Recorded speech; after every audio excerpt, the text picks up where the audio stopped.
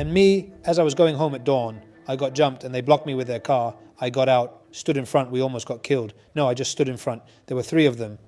As I approached, I stayed silent. When the passenger got out, I began hitting him uncontrollably. The driver and back passenger came out as he was already on the ground. I was covered in blood.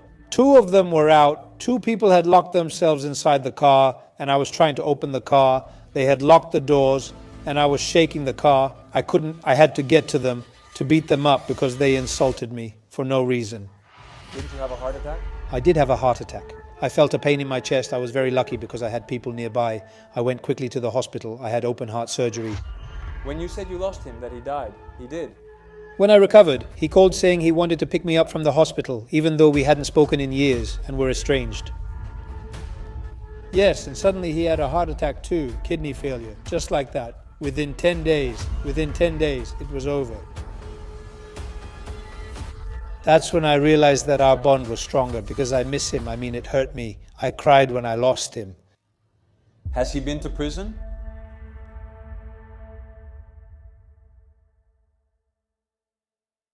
Welcome to Muscle Talk. My name is Eftaklais Konstantinos. I am the founder of ShapeStar, and today I have with me Mr. Panagiotis Siotis. How are you?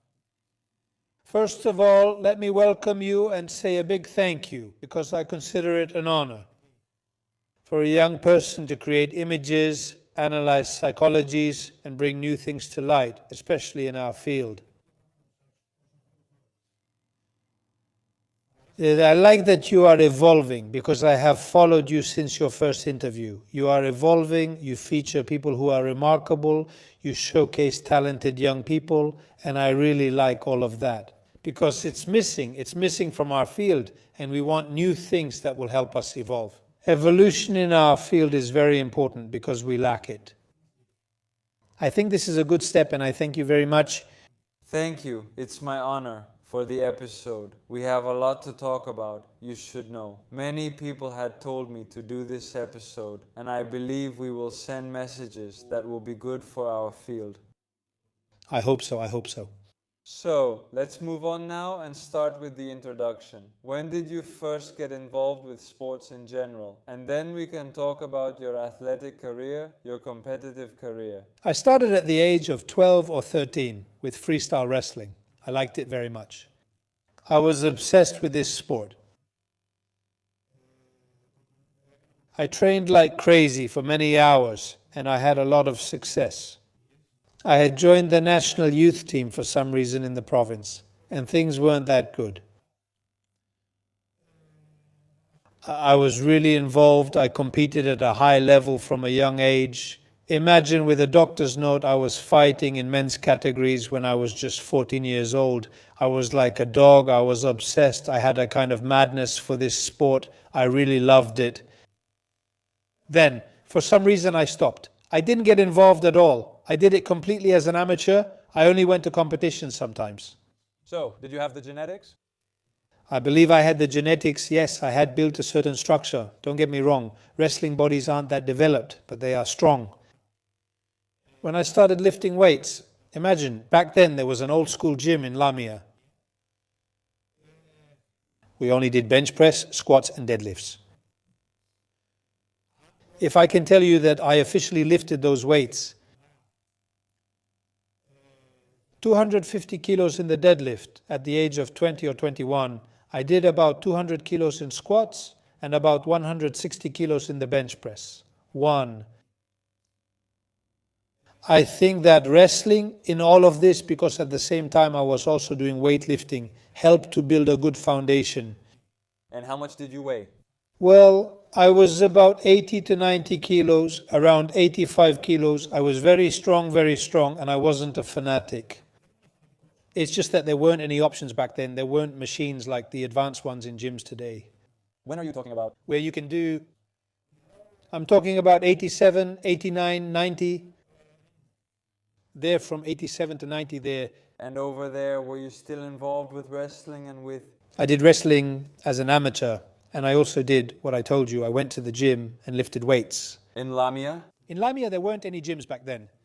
A lot to do. That was good. It gave me a foundation. It gave me motivation. I liked the sport. Along the way, I met people in Athens like Alekos Siatravanis. And he was the one who gave me the first stimuli. How did that happen? How did you meet? Coincidentally, I went to the gym. In Athens? Yes, in Athens, I met him. I told him I want to enter this field. He helped me. He's a very good person. He helped me a lot and gave me the first motivation to start working out.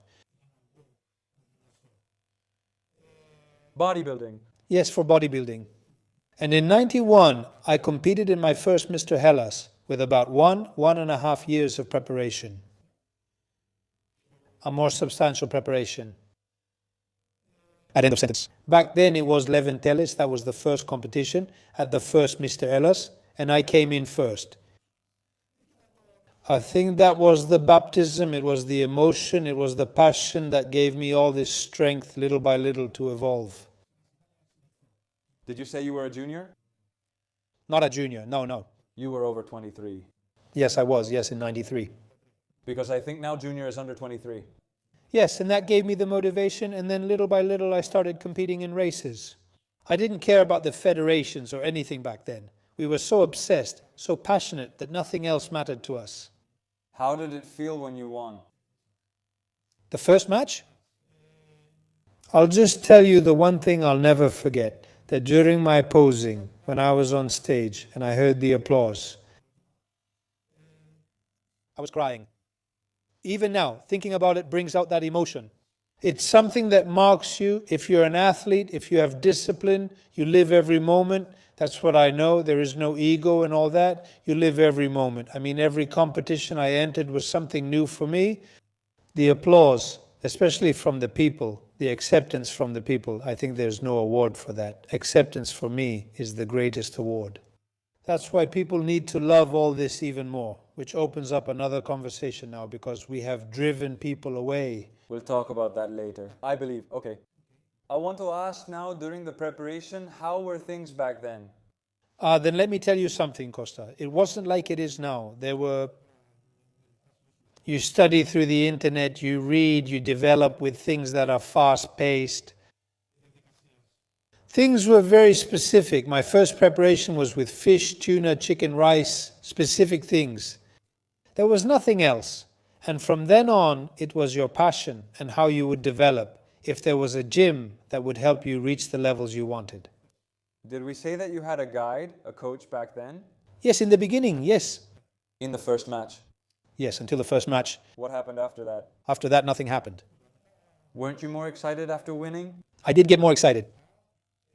I evolved, I studied, I read, I trained myself to see how things work year after year. I mean, I remember in 95 when I played again, I came first. That's when I played with Jimmy Mendy, if I remember correctly, who was Greek-American. He was amazing, massive, huge, along with Kostoglakis. And year after year, little by little, I started to build the image of a good and well-balanced athlete. In 97, I won my first gold medal at the Mediterranean Games in Italy, again with the FBB. I want to ask why you said you researched it on your own. What magazines? Were there any back then? Back then, there were specific ones. There was bodybuilding, one or two things, and then whatever you could read encyclopedically. But when it came to nutrition and medical pharmaceutical matters, there wasn't that kind of approach. So what did you do? There wasn't any, you were just going in blindly, as we say, unless you had someone who had a method and could pass it on to you. And here in Athens, things were different. The kids had that, they could find it. But we, back in the provinces, didn't have that. We didn't have the luxury to work with someone, to have them teach us things and help us get better in a shorter amount of time. So I believe that we worked, at least I did. I worked much more on my own and developed as a coach a lot of work, but that was my passion. I have a particular trait, meaning when I say I'm going to do something and I like it, I will do it. At full throttle, I mean, even with martial arts that I got involved in, for as long as I did it at full throttle, with wrestling at full throttle, kickboxing at full throttle. I was crazy about bodybuilding, I went for it and I stuck with it for a long time. Can we say then to the extreme? To the extreme, yes, but I'm not interested in anything else. I couldn't deal with anything. Yes, something that I have and don't have, that I go and don't go, that I reach a level and then go back again. I mean, if it didn't work for me, or if I got bored, or if anything happened, I would quit. In kickboxing, I took a kick, broke my ribs, and I stopped. Also, I had a problem with my ear in wrestling. I've had plastic surgery, it broke, and over time, with time and from taking a few punches, it completely sagged. And I was forced to stop afterwards because it was painful, it hurt, and I had to get plastic surgery. It's something that people don't know, but okay, I don't think they care. I'm just mentioning it. When you see that, you say this guy's going to beat you up. Yeah, it's the culture. You understand that's what it is. But you didn't want that since you weren't in the sport? No, you know what? It became painful. I mean, it got a bit swollen. It broke. It all broke. And I was sleeping and I couldn't sleep because I was in pain. And at some point when I took a good kick and saw stars, it completely fell apart. So after that, I was like a little bunny. I had to have surgery and I had plastic surgery. Anyway, nothing shows. Now it doesn't show. So let's get back to bodybuilding. I want you to tell me a bit, since all these years you competed and you took part in the competition in '97, which you said you won. So how were things back then? I mean, you also mentioned that there were people which now, okay, I believe that's died down a bit. Yes, now I think, you know what? For better or worse, our generation experienced strong, beautiful moments and we have a lot to remember. The competitions were different. They had a different culture, a different kind of glamour, a different feel. There were people there. You had acceptance as an athlete. You would see in a competition on a stage when it was filled with 15 athletes, your eyes couldn't look away. You didn't know who to choose. And that created this beautiful sense of competition. So, it's not the people, it's the sport. The sport. As a sport, it brought the people. Yes, pay attention. Is that it? Now, people don't come to see bodies, right? Why now? The bodybuilding that used to exist doesn't exist anymore. For better or worse, we have to understand or accept that the bodybuilding that existed some decades ago, right now, I think it's in intensive care. It's dying slowly. Who's doing this? Who's responsible? I think we all share some responsibility. Athletes, organizers, those in charge, and even those who aren't. Because this sport is purely egocentric, it's purely selfish, it brings out vanity, it brings out harshness in thinking. It's a sport that doesn't forgive. You don't have friends, you don't have positions, you don't have positive thoughts. And where I'm getting at is that there used to be 1, 2, 3, 4 federations, and it was actually good that there were federations. I'm saying this metaphorically, call it whatever you want. You had the choice as an athlete to go wherever you wanted, okay? You didn't have any sponsors and you didn't need anyone. Now there's an effort being made here, and it's good that this effort is happening, but it just stays as an effort. There's no progress. You tell me, is there any progress? Do you see bodies? Do you see strong categories?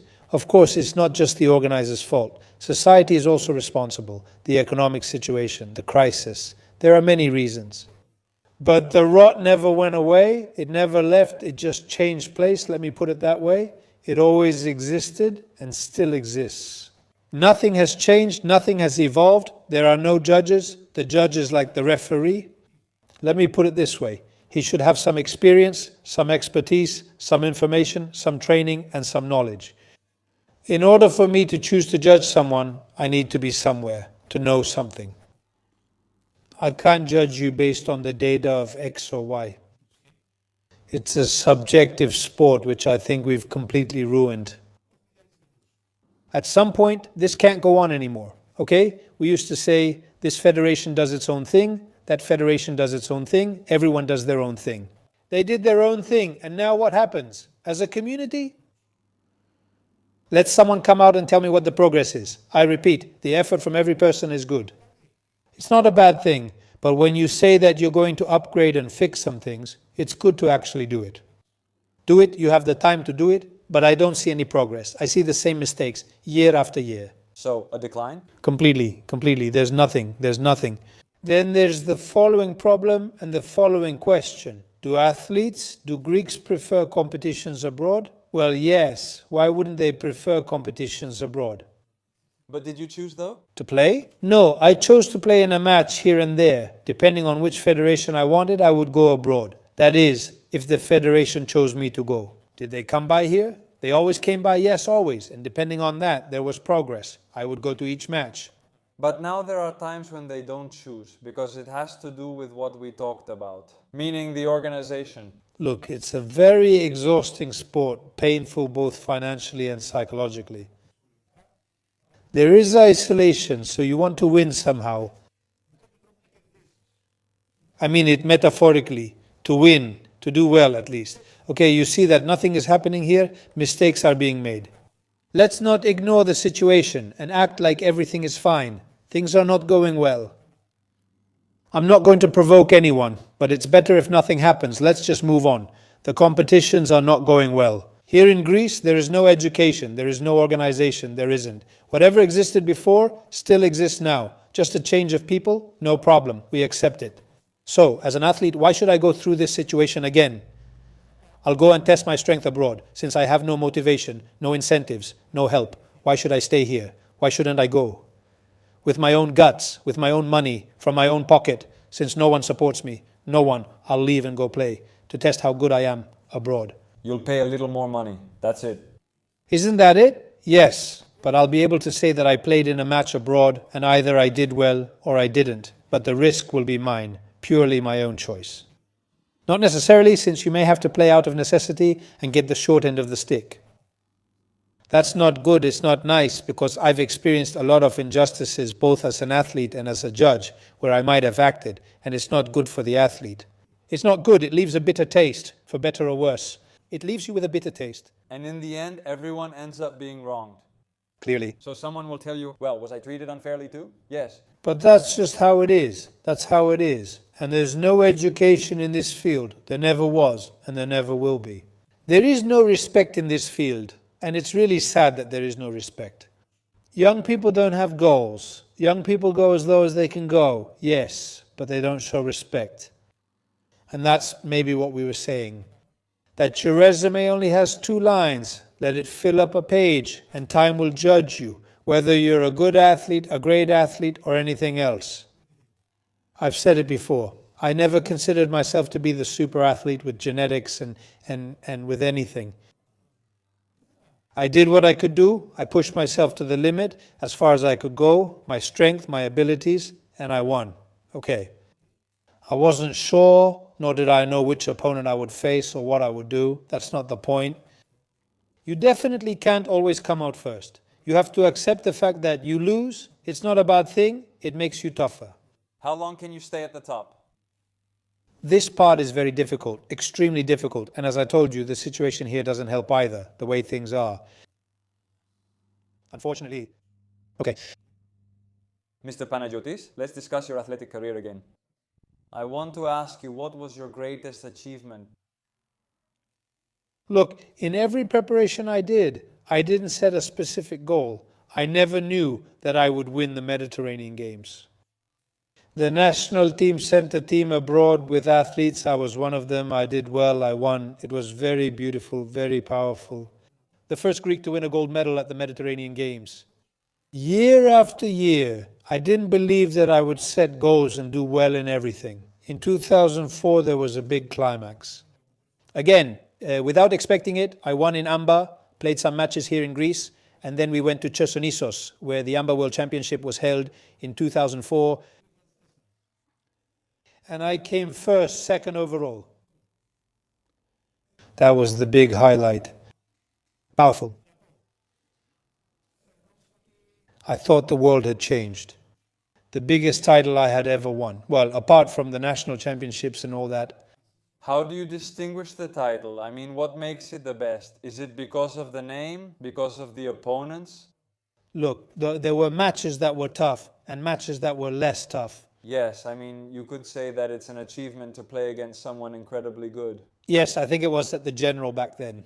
I lost to Molnar, Peter Molnar, that's his name. He was a beast, a tall guy who I think still plays professionally and is strong.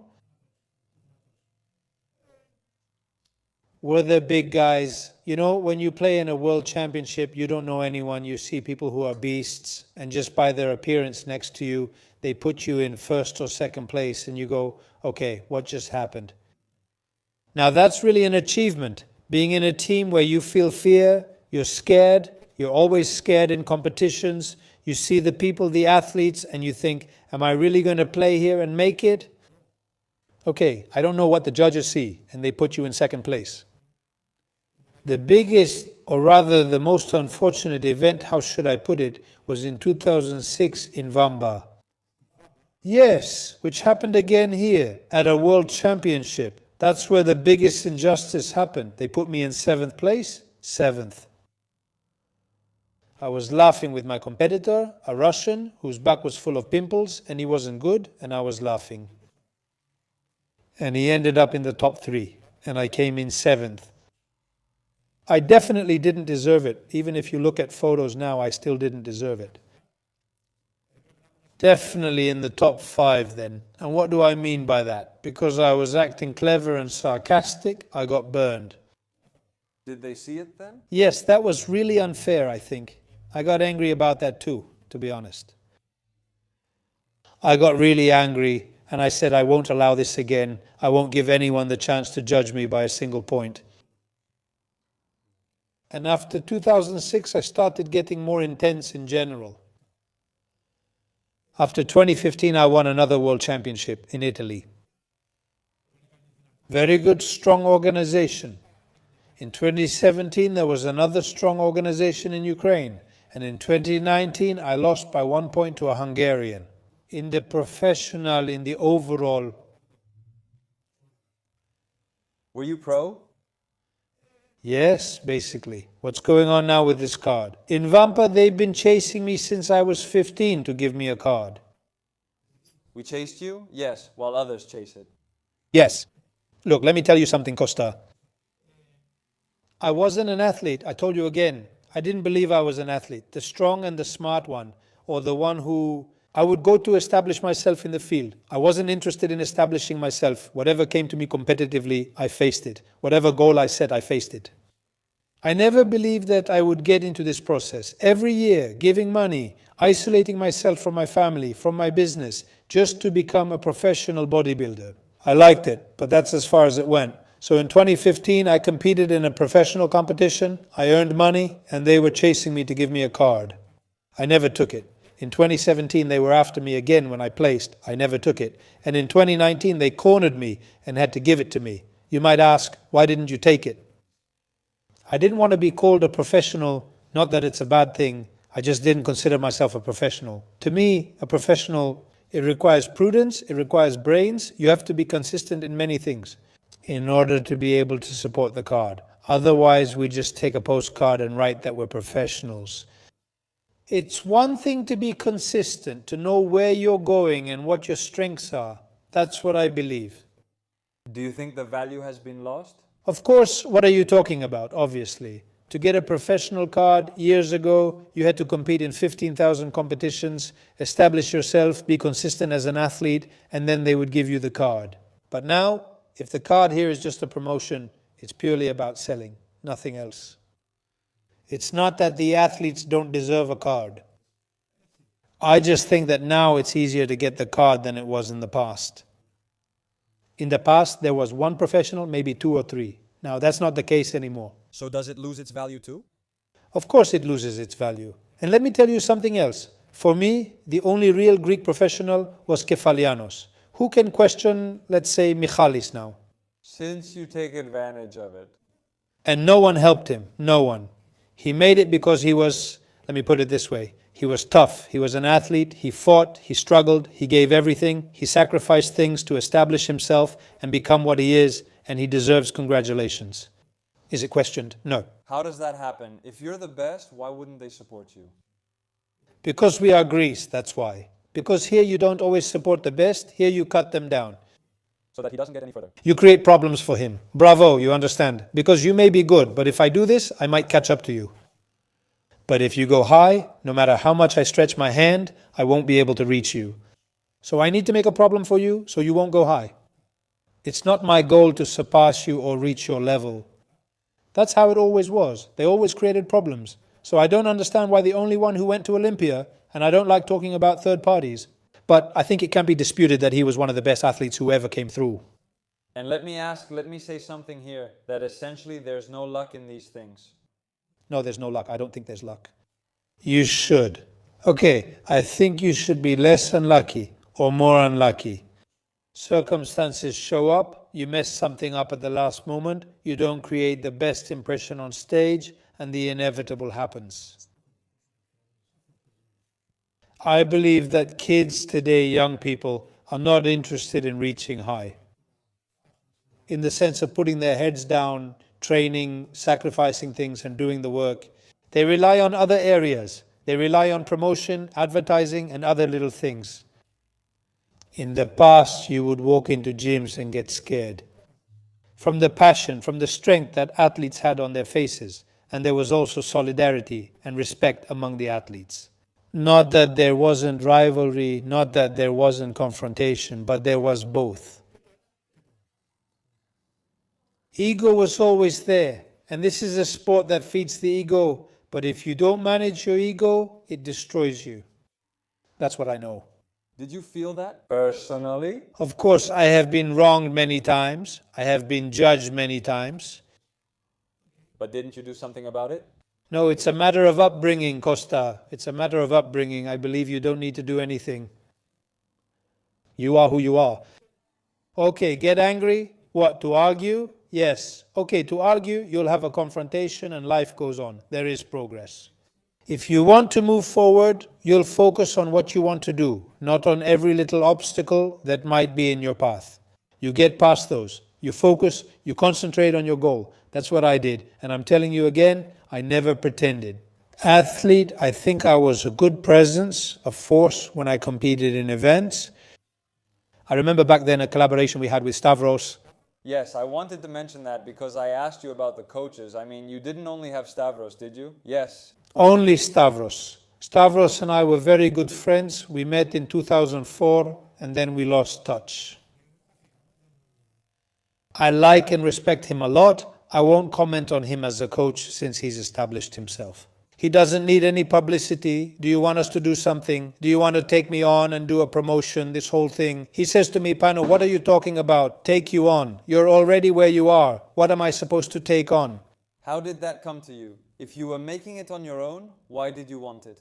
Look, I think, you know what? I believe that knowledge doesn't have a specific source. It can come from anywhere. The fact that I knew a few things, yes, okay, I learned a few more from Stavros. Okay, I experimented with Stavros. I had someone to guide me. That's good, and it helped me with other things. We matched on some things. On others, we wanted changes.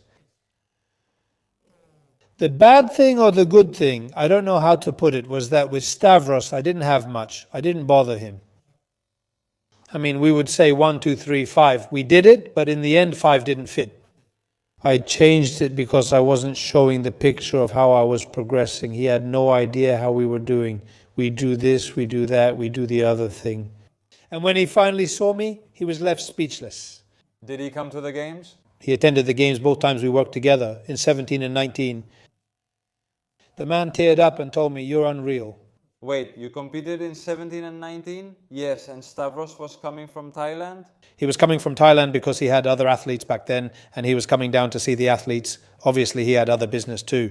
He had combined it that way at the time and was coming down to see his people, his parents, and the athletes. He had also gone through tough times back then. I remember that this made me happy because I didn't embarrass myself in front of Stavros. I didn't want to. I didn't want to embarrass myself, nor did I want to cause him any trouble. I never showed him what condition I was in. I didn't burden him with my own problems. I just kept my head down and worked.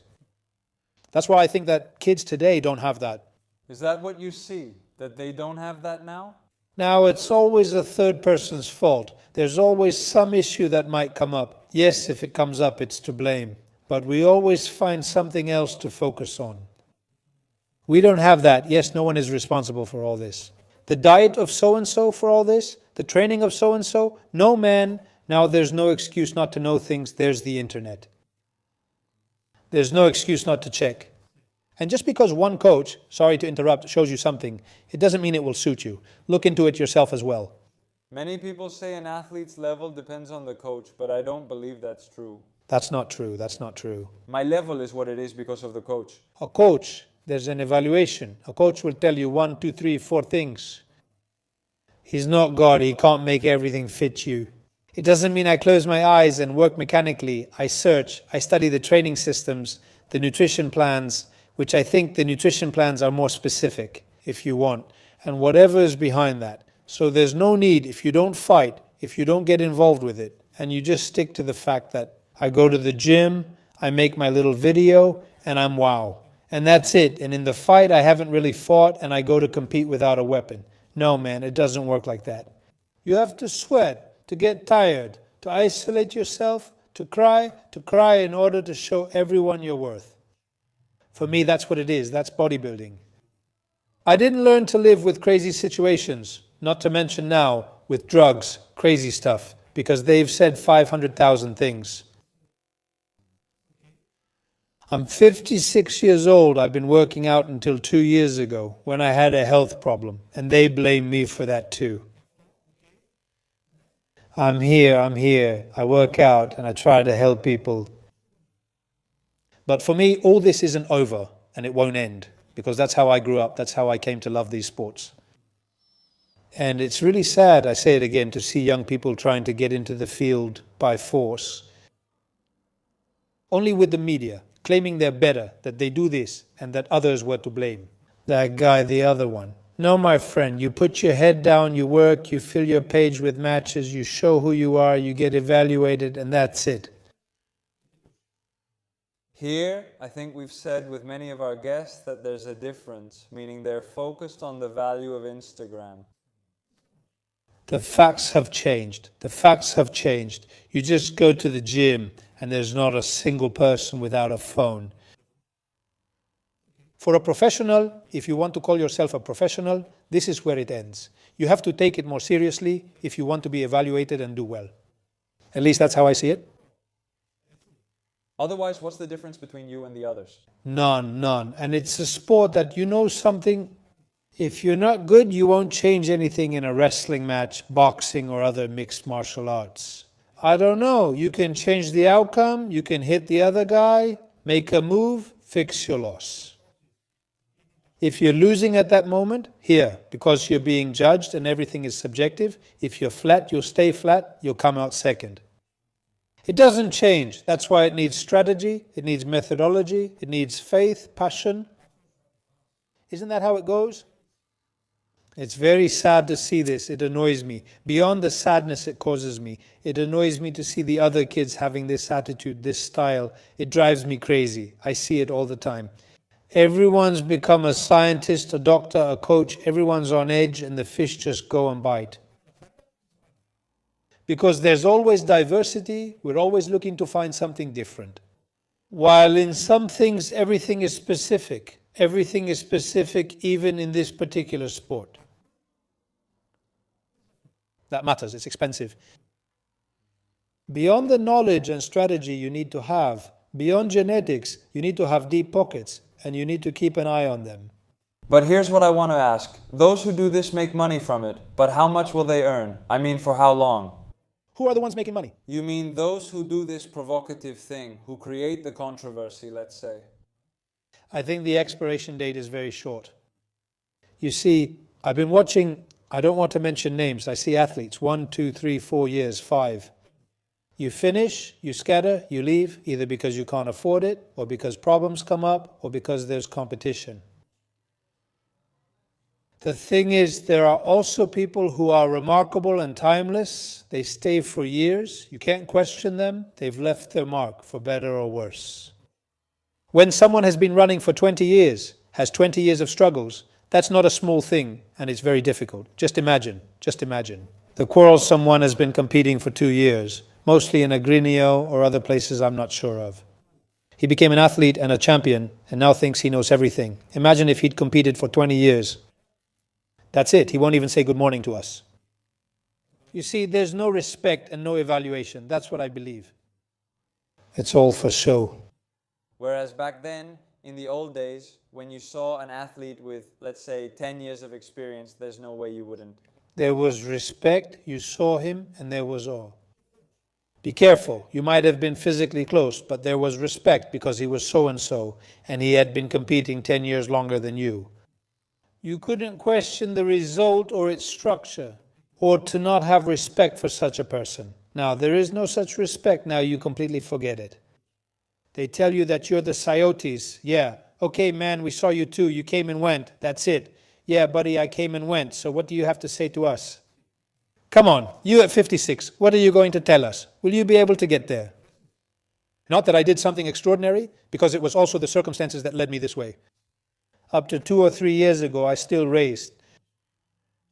Someone once criticized me there, in that place. I posted an old photo, one from what I call the time capsule, and someone said, that's 100 years old, okay? And what if it's 100 years old? What? It's not 100 years old, but okay, show us how you look since you're younger. What bothers you? That I did this? I mean, is there malice? Jealousy? Yes, there's malice. There's the fact that I told you. When you're high up, they'll cut you down so you fall. You have to fall. That's it. Instead of asking you to learn so they can move forward for her. Because I work and move in the field, there are few who will ask you to learn, and when they do learn, what you tell them, they'll sell it. You should know this. I'll tell you that this is how it's done. And after a month, 2 months, 3 months, it's yours. That's it. You've taken it, you've taken the rights, the knowledge I gave you, and you're selling it. That's basically how the entire scene and game work. That's not bad either. I'm not saying it's bad, but the point is what I told you, that it has to be. A coach needs to know how to move, and an athlete will know himself how he will move. Do you understand? Because I told you, not everything fits everyone. My opinion is that we'll build muscle and go that way. Okay, what if it doesn't suit you? Shouldn't you change? Shouldn't you try every possible option? You can't give up at the slightest thing. Anyway, we're opening up a big discussion. Now I want to ask you, I have 2 topics, and if you tell me which one to start with. One is about health, meaning why you quit bodybuilding, and the other is professional. How did you support bodybuilding all these years? Which one do you want to discuss? I'll tell you both. Look, the health issue was something that obviously nobody wants. Was your last competition in 19? The last competition was in 2020, I prepared, but coronavirus shut everything down, so it was wasted. So you took a break then? Yes, there. And then he had a very serious health issue. But how did that happen? That was hereditary. Because many people said it was due to the abuse of medication, but it was hereditary. Because my parents and my brother, we had the same problem. The ironic thing is that exercise helped me develop a collateral artery, which helped supply blood to my heart. While many people say the opposite. The aerobic part, the aerobic exercise is extremely important for heart health. So all this happened. Okay, I got away with it anyway. At some point I would have stopped. I mean, I think that from 50 and above, It doesn't make sense? it doesn't make sense. At that point, other priorities come in, your thinking is more mature, it's not that selfishness, it's not that vanity, it settles down. You know who you are, you've made your own path, and slowly you choose, slowly to leave this field, and clearly to choose to leave with your head held high. I liked that because I was at the top, and I gradually withdrew and stepped back, apart from the health problem, which I overcame even 2 years ago. I competed again, but I don't consider that I did it to prove something to others. I did it for my own personal reason. I wanted to prove to myself that I could do it, and I did. Would you like to mention what happened, how you felt when it was about your heart? Yes, look, everything happened so fast. Really fast, I don't know. So you didn't have a heart attack? I had a heart attack. I felt a pain in my chest. I was very lucky because I had people nearby. I got to the hospital quickly and they managed to save me. I had open heart surgery because the damage had been there for so many years. It existed. It was hereditary. The doctors were amazed because I was able to compete in races when my heart was functioning at 40%. You don't have strength, you can't push yourself to the limit. I won't go into detail. The surgery was done. Imagine that. Is recovery difficult? You can't imagine what I went through. They opened me up completely, right? Out, chest, everything was a mess. Everything happened. They stitched me back up. Okay, I recovered. Within 3 or 4 days, my heart started to be free, to work normally. I had a very fast recovery in the first weeks. And then what I had to do was to start getting back in, to find myself again. Had you lost weight? I had only lost 3 or 4 kilos. How is that possible? I couldn't understand it. I didn't know what to eat to begin with. I had no appetite. Imagine, my leg was opened because of the artery. I was opened here. I didn't have the strength to eat. After the food you were eating, all that? I don't know. Was it because you were lying down all the time or not? I don't know. I didn't lose either. How can I explain it to you? Crazy muscle mass. You'd never say that this person never worked out or anything like that. Of course, the recovery period wasn't very long. I mean, apart from the first 10 days when the wounds started to heal, except for the chest, which was broken. Slowly, I started to get up. I started to walk a little. I started to exercise. Don't imagine anything special, just a little bit. When they break your chest, how long after can you push, do exercises? For the chest to be strained, you need at least 6 months. Yes, to say that, still be careful and keep balance. You can't be excessive. Is that a sensitive spot, huh? Of course, it's a broken end. Yes, it takes time for all this to heal and it needs a lot of care.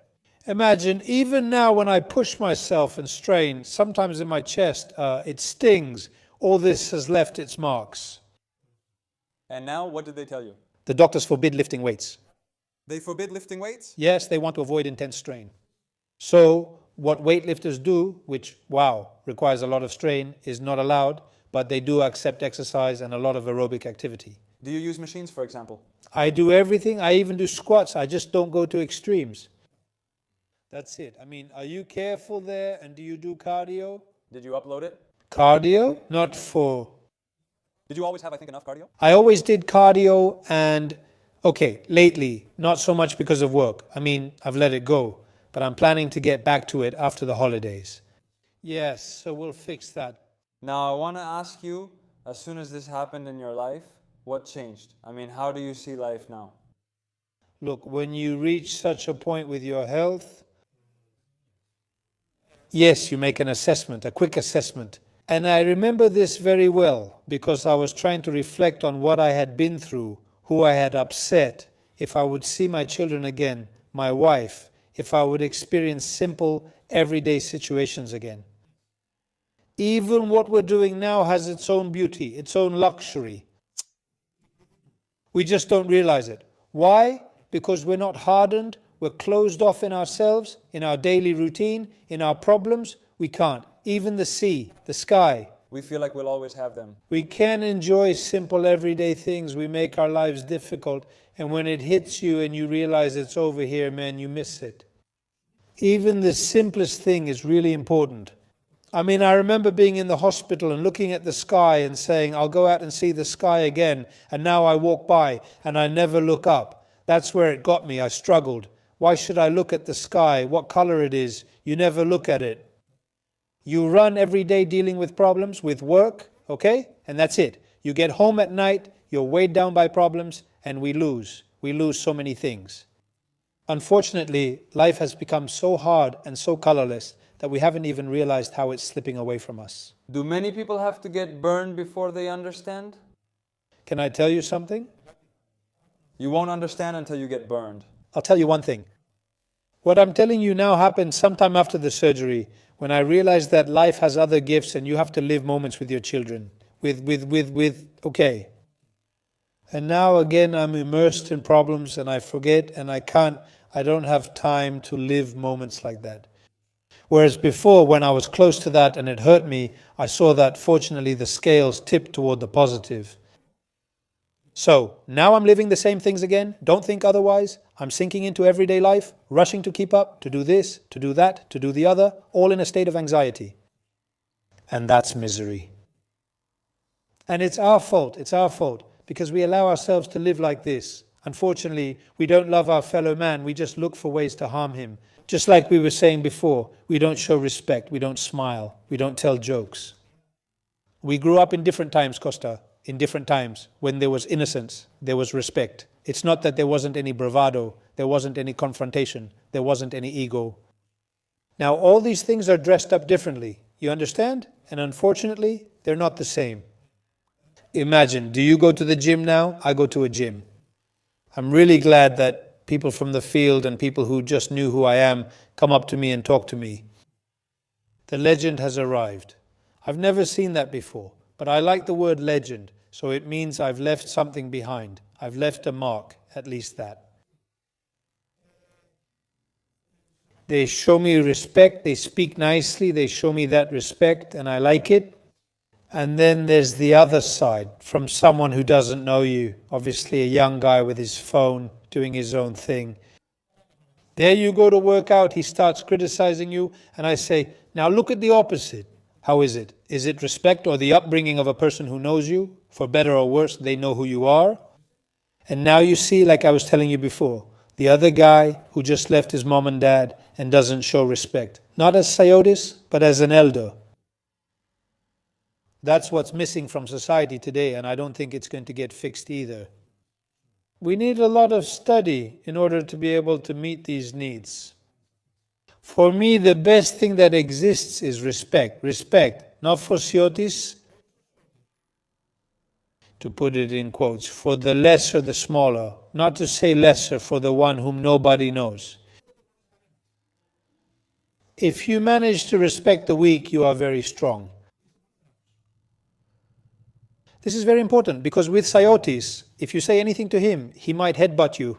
Let's say just out of the blue and you don't even know why. But if you respect, man, the weak, if you respect, no. When I have power, like Siotis, to act sly and play the tough guy, no, let Siotis learn to show respect. That's what matters.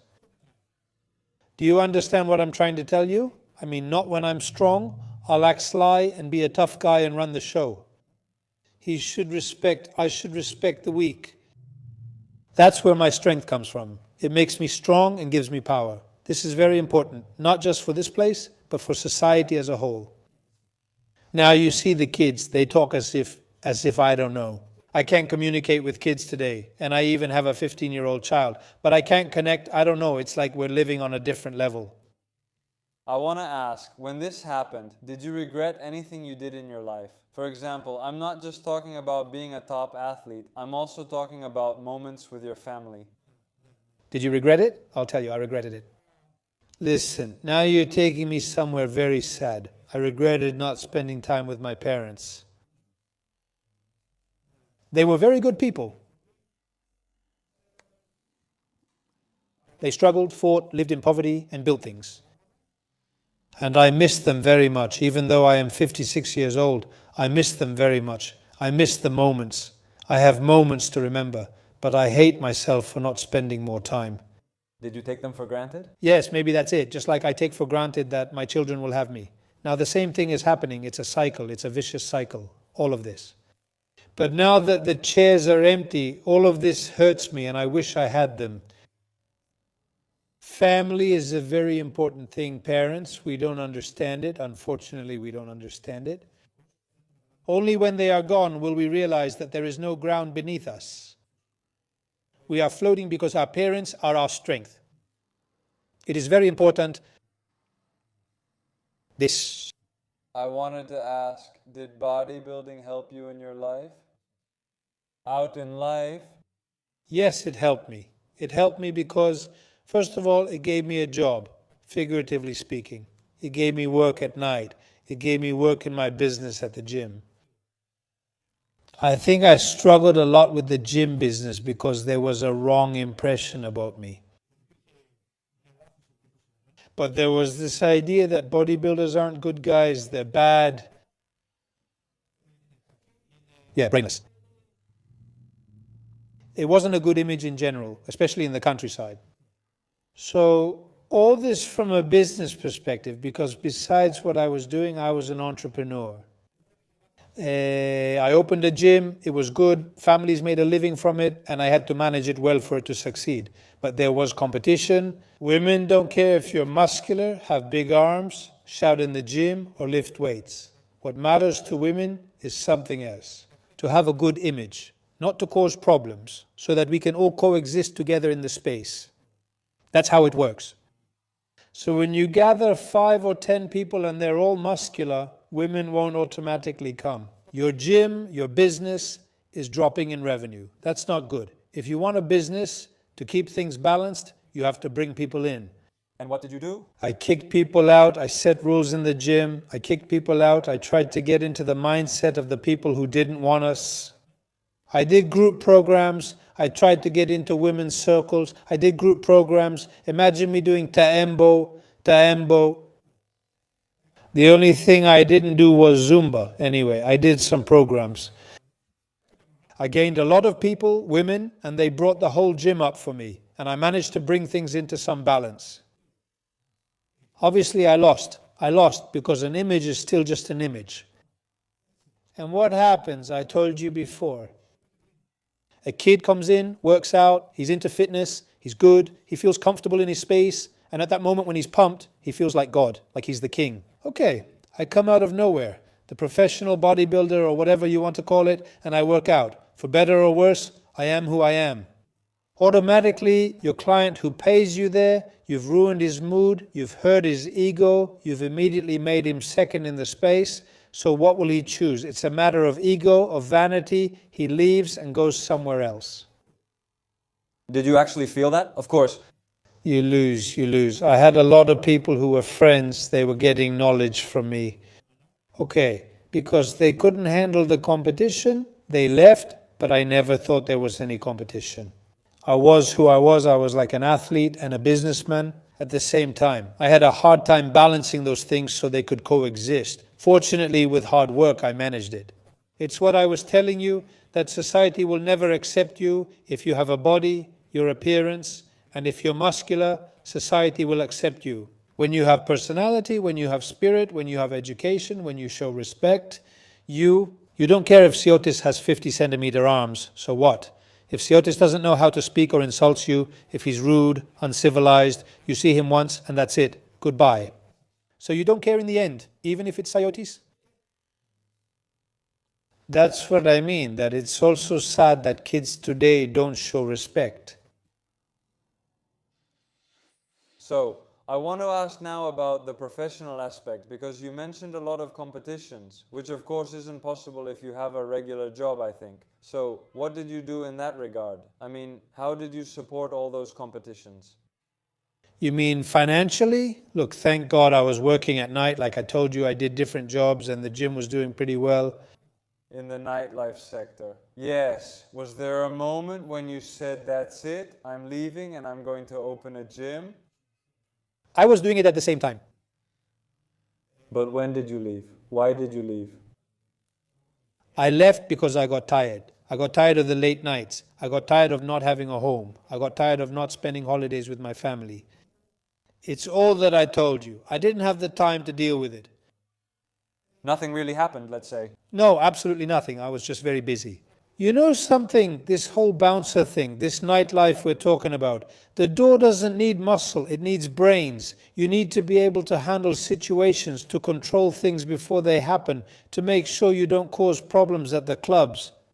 Thank God, in this area, not that I was smart, let's just say I was lucky. I tried to handle it, and I did really well. I avoided trouble. I avoided fights, because you're in a close community. That guy who works the door and owns a gym, acting like a tough guy, he might hit someone. Okay, you lose from that because rumors will spread. A bad person, acting like a thug, doing things, making things happen. Not even Mrs. Katina from the neighborhood we talked about will come. She won't bring her kid, nothing. And you create a bad image. And the only thing you'll do is shut down your business, and you have to choose. Either the nightlife, which is a whole different thing, or your business. So that was what you had to choose. Of course, after 16 years, all of this was necessary. I wanted to start a family too, to settle down. Did that happen at 40? Yes. And then I quit. I stopped. Occasionally, I might have worked once, twice, 3 times, but all of that tired me out so much that it just wasn't worth it. I wanted to ask, you mentioned earlier that you were involved in wrestling. Yes. And was that also when you started at a young age to get involved in nightlife as well? As I returned from the army in 89, I was also wrestling, and as I told you, I was doing weight training, and in 89 I started working right away. How was life back then? Costa, it was a different time then. First of all, people knew how to have fun. There weren't all these troubles like there are now. Maybe once a week, if that, people would go out to have fun, not to fight. There were places in Lamia that could fit 2,000 or 3,000 people, and you see, there were no troubles. It was rare for 1, 2, or 3 situations to get out of hand like that. And as I told you, someone experienced could handle them.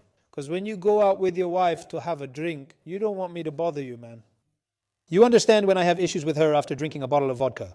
You won't go again? But it's not right, and it's not good for the business. So you try to balance some things. And I didn't like getting into that process because, like I said, it was extra work. When I opened the shop, the gym, I didn't want one job to ruin the other. At least I managed to do that, and even more. How did you come up with the gym idea? Did you consider opening something else? It was a longing, man. It was a longing after I got discharged from the army. I was searching, my father had a gas station and a car upholstery shop. We had a whole building as a shop. I took over the gas station. I was working there, and at the same time I was working out. At the same time, I opened a gym with a girl. So, okay, we worked at this small gym. It was always my goal and my dream that I wanted to open a gym to make a living from it. I liked it. I really liked it.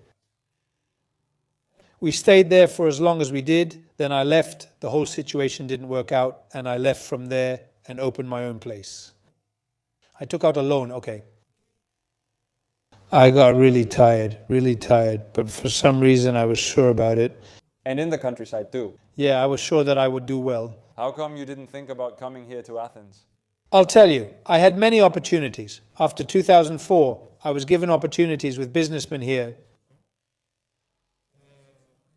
I don't know, by chance there was an incident and I had money. It was completely random. I met a businessman, he had money. We did some business together, and completely coincidentally, he even made me an offer, like, you know what, come here so we can work together.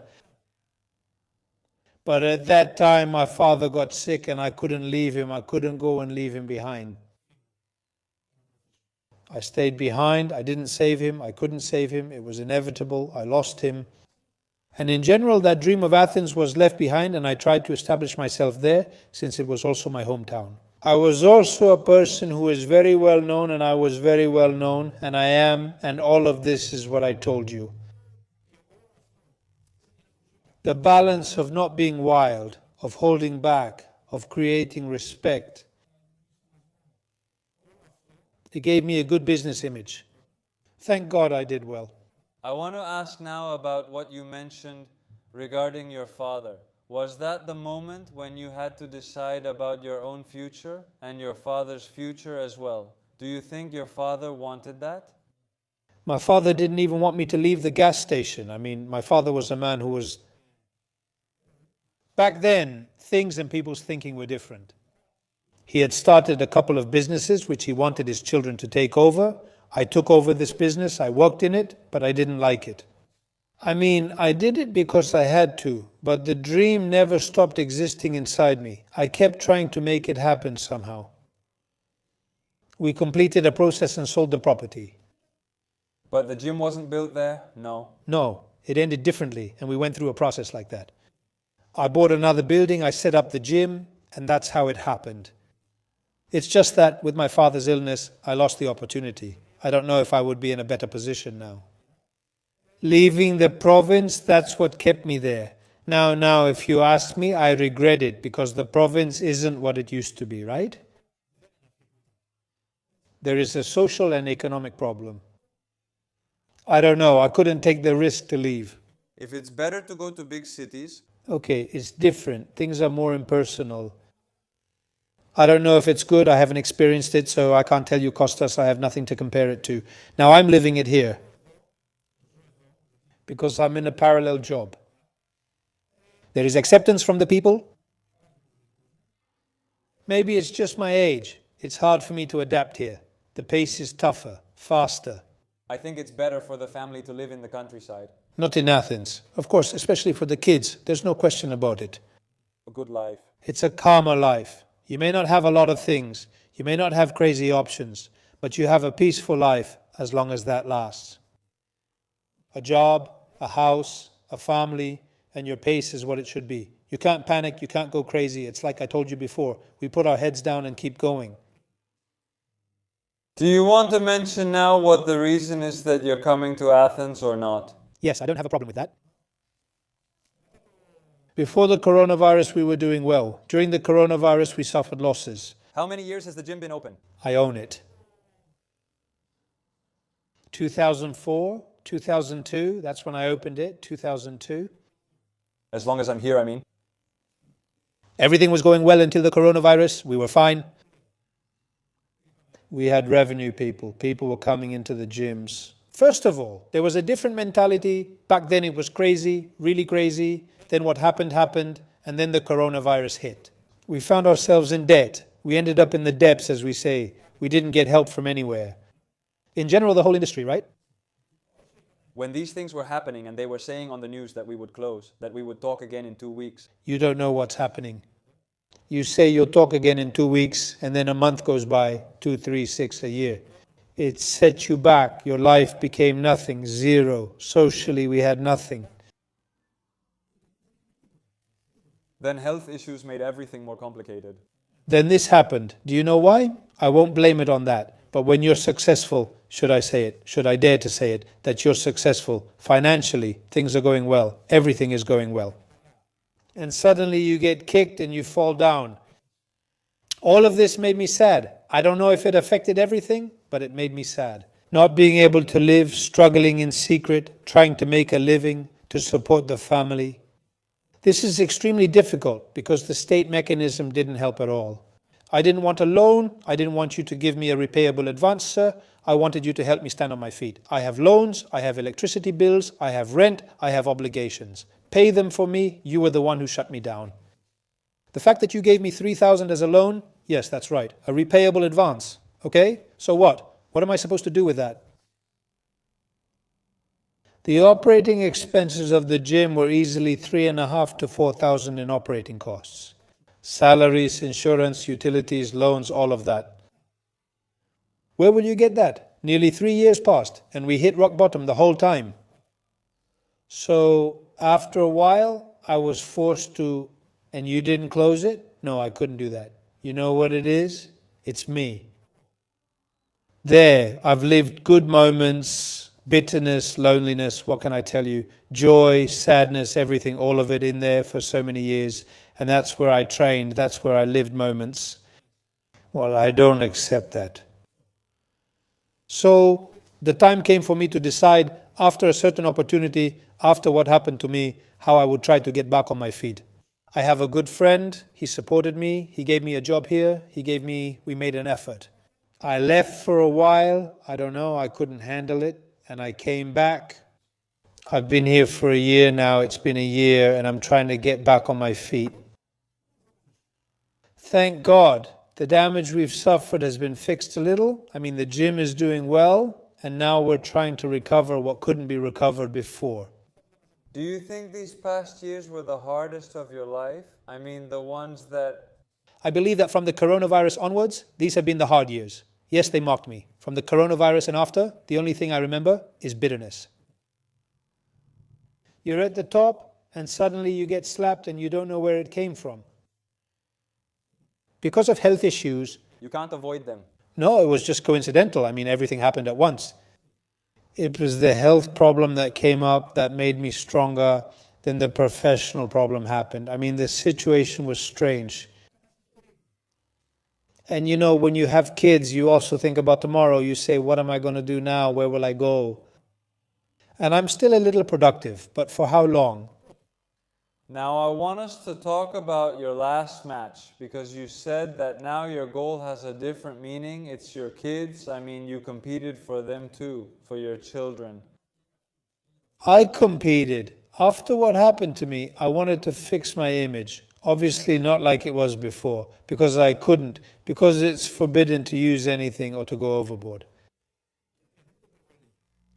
So, I thought that in order to awaken this, to give myself motivation to keep living the way I want, I should shape my image the way I want, not the way my doctor imposed on me. One person, another person, or circumstances. Did you feel you were risking it again? Yes. You know what? I didn't see it at all, I'll tell you. I adapted very easily, and when it comes to diet, I'm very strict, both with my diet and my training. I just avoided some things that I knew would block my path. Did it occur a year after surgery? Yes. A year later. So, as soon as I started functioning normally, I got into this process. I started dieting early and I went for it. I got into really great shape, even I didn't expect it. I could definitely do better, but I don't know if it's worth the risk. Because the point wasn't to compete just to win a world title or to do something like that. It was about improving my image and challenging myself to see how much I can still prove to myself that I can improve my image.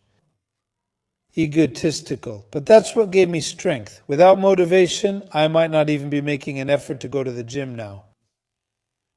But after that, you say, okay, I have my image. I went to a competition, I proved that I can stand my ground, and slowly I'm coming back again. I keep a nice body for myself to feel good about myself, and just that, you know what, is really good, even at work. I mean, you can't go to Siotis as he used to be, who is now 150 kilos and disgusting, and tell him, you know what, I want you to help me lose weight. You wouldn't trust him. I think that's how people work nowadays. I mean, if you don't see a nice image in front of you, you won't be able to take anything from me. I can't convince you to do anything, because you'll immediately ask me why I look like this now. If you can't do it, how could I? Forget it. I'll go somewhere else. Because that's how it works now, especially with the media and all that. That's how the story goes. It's what I told you. They pick things up from here and there. Now I want to ask, when you were competing, what was the goal? Nothing. I just suddenly decide, like, you know what? Because now, in the last competition, you said the goal was to improve your image. Yes. Was it about to be lost, or was it about to change, let's say, with different criteria? Nothing. Did you like it? You know what? I liked the journey of preparation. I was addicted, and that's how I had learned. I was trying to hold myself together. I wasn't in isolation. I mean, what they say that the preparation for a competition is isolation. I was trying to be the shadow. Yes, I was trying to be in my own space, to live, to exist. I couldn't be gloomy, of course. There were days when I felt terrible, I was tired, but I had to be present in the space. I had to teach, to do my classes, to do the personal sessions, to be social. Because I'm telling you again, as a client, you go to see Siotis, for example, but man, if you see him being miserable, full of sadness, angry and all that, you'll get up and leave the gym. You don't care if I compete in tournaments, you care about getting what you pay for, the service. Okay, that's what I was trying to keep all along, and I managed to make it work. I didn't always manage it, but I was competitive. I was in it, and I liked all of it. The preparation, getting into the groove. You know what? It gave me motivation. It gave me, stimulation. It gave me the drive of life. You know what I mean? I mean, even if I change my life now, I might still be doing this. Did you ever feel like you were giving more than you should? Why was it in the competitions? Look, if they thought that I was over the top, I was over the top in training. I mean, at some point, even the last time, I was doing 4 training sessions a day. As strange as that may seem to you, Does that really happen? yes, I did cardio in the morning, my first weight training session between 11 and 12, a second weight session in the afternoon, and cardio again at night when I got home. I did it all the time, and I was obsessed. I was really obsessed. I mean, if there were more hours in my day, I might have done even more. I think my mind had completely lost it. I was like a robot. That's it. I was working mechanically. My body could handle it, I believe. Sometimes the exhaustion would show. I could feel it, but I was still there. You know what? There was an old school mentality. You know what I mean? Like just a few things. The basics? 1, 2, 3. Your diet. Diet is number one. Cod for 6 months. Cod, apple, potato, cucumber, and eggs. And do workouts. I was very hardcore about these things, and I think that maybe these changed my physique, made me a bit more competitive. I think it's okay with that, but I was really obsessed, really crazy about it. Training. If I didn't train, I missed it. I don't know. It felt like my life was missing. I want to ask you now, all these years you've been competing, you participated in quite a few competitions, but were they different ones? But I want you to tell me, didn't these federations have a difference in level? Yes. Because you mentioned Vampa. Vampa Nampa. What do you want, WBF? Look, there was, first of all, I think that there was a larger mass of athletes involved in that particular field. Things were very different. It wasn't just 1 or 2 competitions with 10 or 15 athletes. There was a large group of people, and there were also people who competed in different federations. You could find Costas in both the World Amateur Bodybuilding Association and the National Amateur Bodybuilders Association in front of you. Okay, but there were options. Let me put it a little differently. It's like neighborhoods. I mean, you find your own people. But don't you think that some federations were inferior? Yes, of course, but they can't stand on their own in this. You know what the mass of athletes is? I might say there are many. They were, but for those federations that existed, because there were quite a few, it wasn't enough. I mean, the human resources were limited. But were there federations that wanted to rise and were giving money back then? Okay, I don't think there was anything like that in Greece. Not at any time, at least not that I experienced or lived through. Winning a national championship would earn us money. About 200 or 300,000, I don't remember exactly. Back then, the presidents would close the accounts and give money to the overall winner, and we received financial assistance a few times. No, the money was crazy back then, but it was very important, by winning a race, to be able to get something in return, even if it was just 5 drachmas. Besides that, I think that by then there were federations that would give out a little trophy as if it was from Jumbo. That was completely pointless. I mean, you just want to throw a grenade at them. There's no question about it. The athlete gets nothing. You don't give him any money. He pays. He goes through all the trouble. He comes there. Give him some motivation. Give him something to look up to, since that's what it's all about. Give him something. Man, you go and give him a little cup like that, let's say something you can't even show off. And that's what stays. That's what I'm telling you. I mean, it stays. That's what's going to last through the years. And his son will see it and say, yeah, I went somewhere when he got this. He'll have something to say. What is this? A shot glass. I mean, can't you give money there? That's what it is. You know what? That's why the sport isn't moving forward. Everyone only cares about themselves and their own interests, nothing else. There isn't, I mean, a common policy for all this to develop. I try to push my own people forward, to do what I want, to be the leader myself, and that's it. And you're saying this even though you were inside? Yes, but I was inside, and you know how many times I've argued, how many times I've been misunderstood, and how many times I've left. That's right, because I believe that the results are unfair to the athlete. I couldn't face the athlete who has been wronged. Did you leave? Yes, I couldn't face him. I mean, I felt ashamed. Me, because I know that I made him look like that. I know that the other guy made him look like that, and he ended up in the worst position, and he didn't deserve it, man. And because I've been hurt, and I've been in that position, and I've been wronged, I can't accept it. I consider it an injustice. An injustice. Why? Because he was from a village, or because he didn't have promotion, or why? For me, what matters is the effort and the image. You can't do that. And unfortunately, it doesn't change. You know, that's what I told you before. Unfortunately, the mentality doesn't change. And that's why there will never be progress in this field. Because unfortunately, we look ahead, here, down, we don't look straight. And you, because you had so many years you were an athlete, so you saw it that way. Yes, you feel it, you see it in people's eyes. I experience injustice. I experience injustice in competitions where they didn't come in first. 1, 2, 3 times I got slapped. I couldn't evaluate all of this, but it happened to me, okay? I'm not a person who regrets. I'm not someone who will cause trouble, but I keep it inside.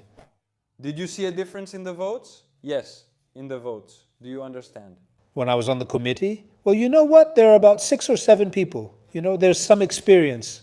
Okay, when you cast the same vote from here, I cast the same, the other person the same, the others too. Do you think that over there they did the opposite? Well, first of all, there are criteria.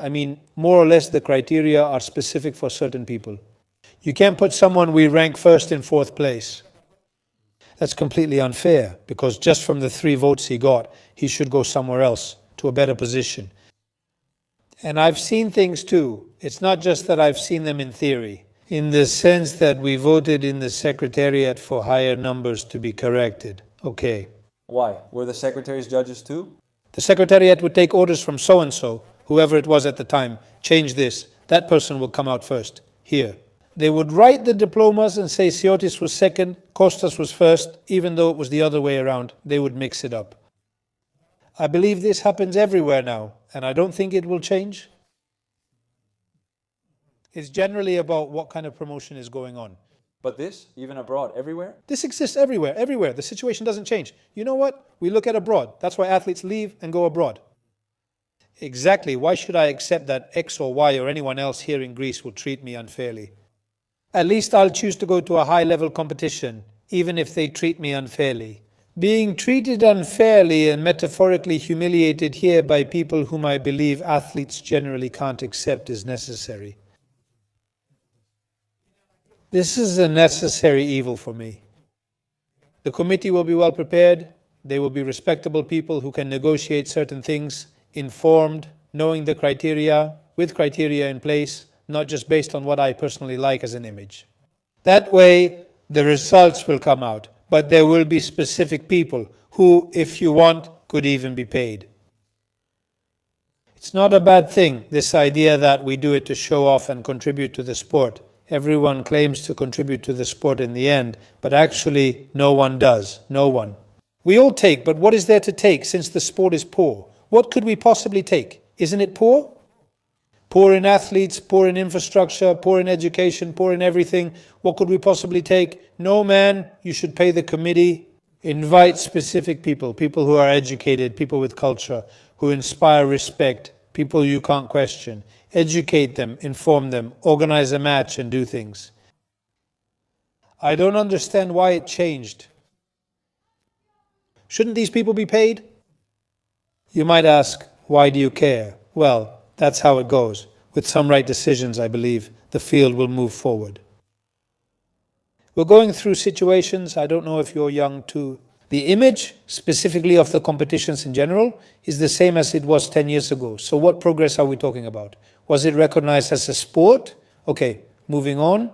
What else? The national team goes here, the national team goes there. Okay, and before it also went, moving on.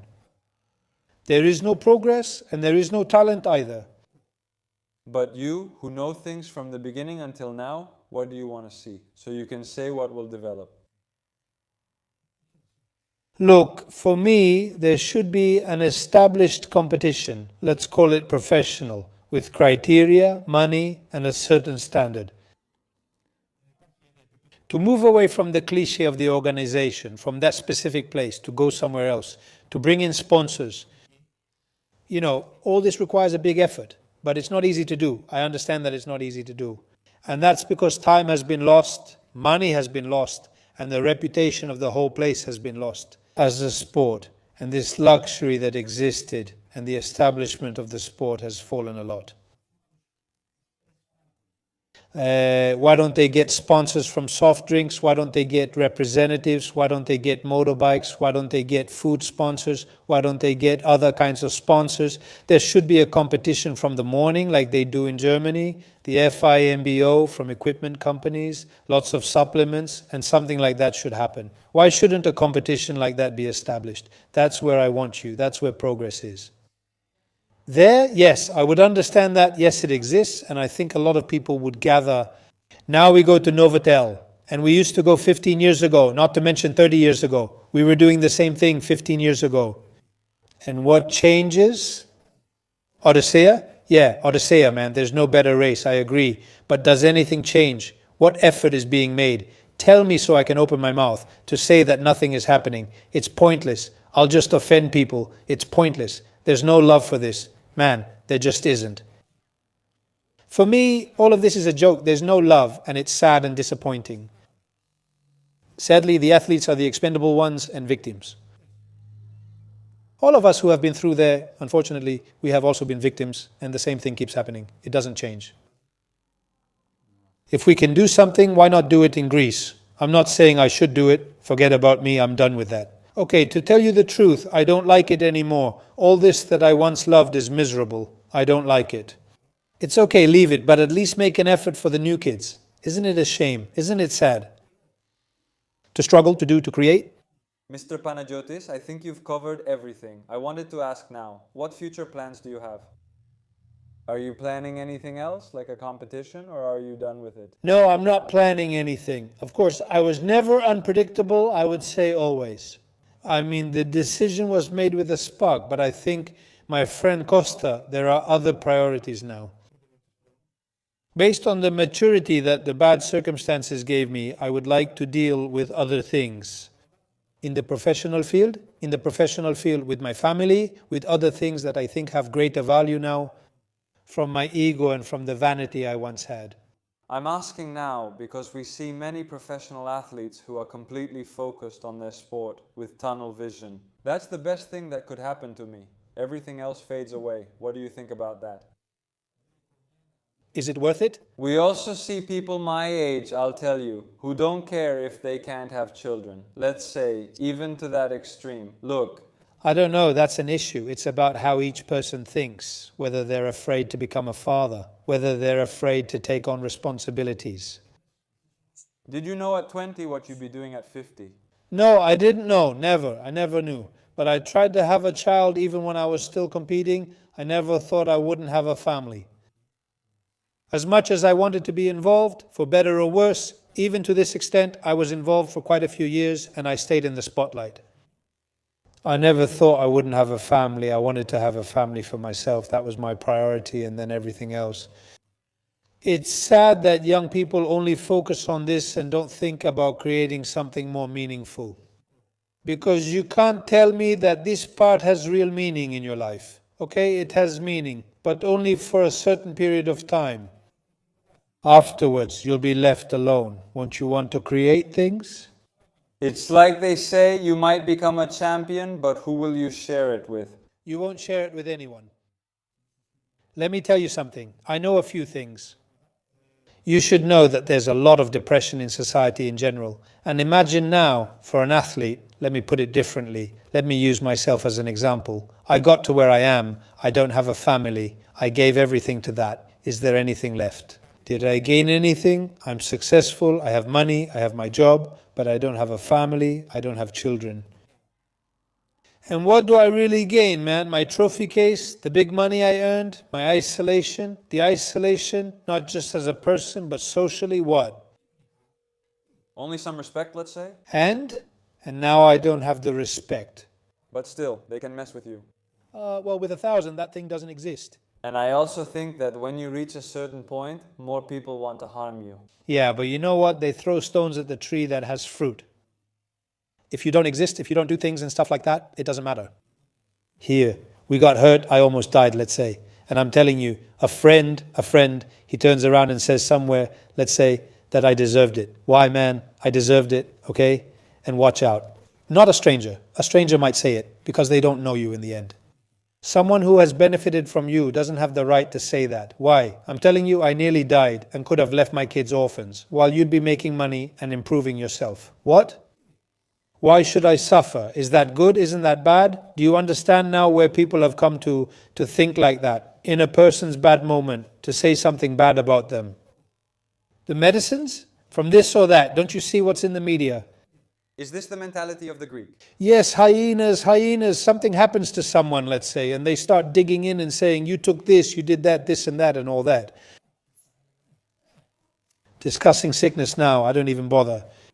Me, I'm very short-tempered. It's like I want to jump into the phone and start hitting from there. You might ask why. Yeah, I go crazy, man. I can't stand the sickness doing harm to you. Why not just become better than you? Why do harm to you? That eats me up. That really disappoints me. I don't have it. Just thinking about it irritates me. I can't talk. I go crazy. So, did this actually happen? It always happens, doesn't it? Do you know how many people and friends I've helped? It's not out of compassion. It's just who I am. Finding them jobs, getting them to work at the gym, having them steal from you, not respecting you, and the least they could do. Not even to remain neutral when they leave, but to badmouth you as well, and even cause you problems. Didn't you help them to get something back? No, I didn't want to get anything. That's just my character. Like I said, I'm not compassionate, but I'm a very giving person. I mean, if you give me one, I'll give you 10. And I don't do it because I expect something. But you know what? I find it unreasonable and ungrateful. I mean, to help someone, to bring them into a place, to give them things, to help them professionally, to support them, to give them work. And then they betray you, let you down, and even do you harm.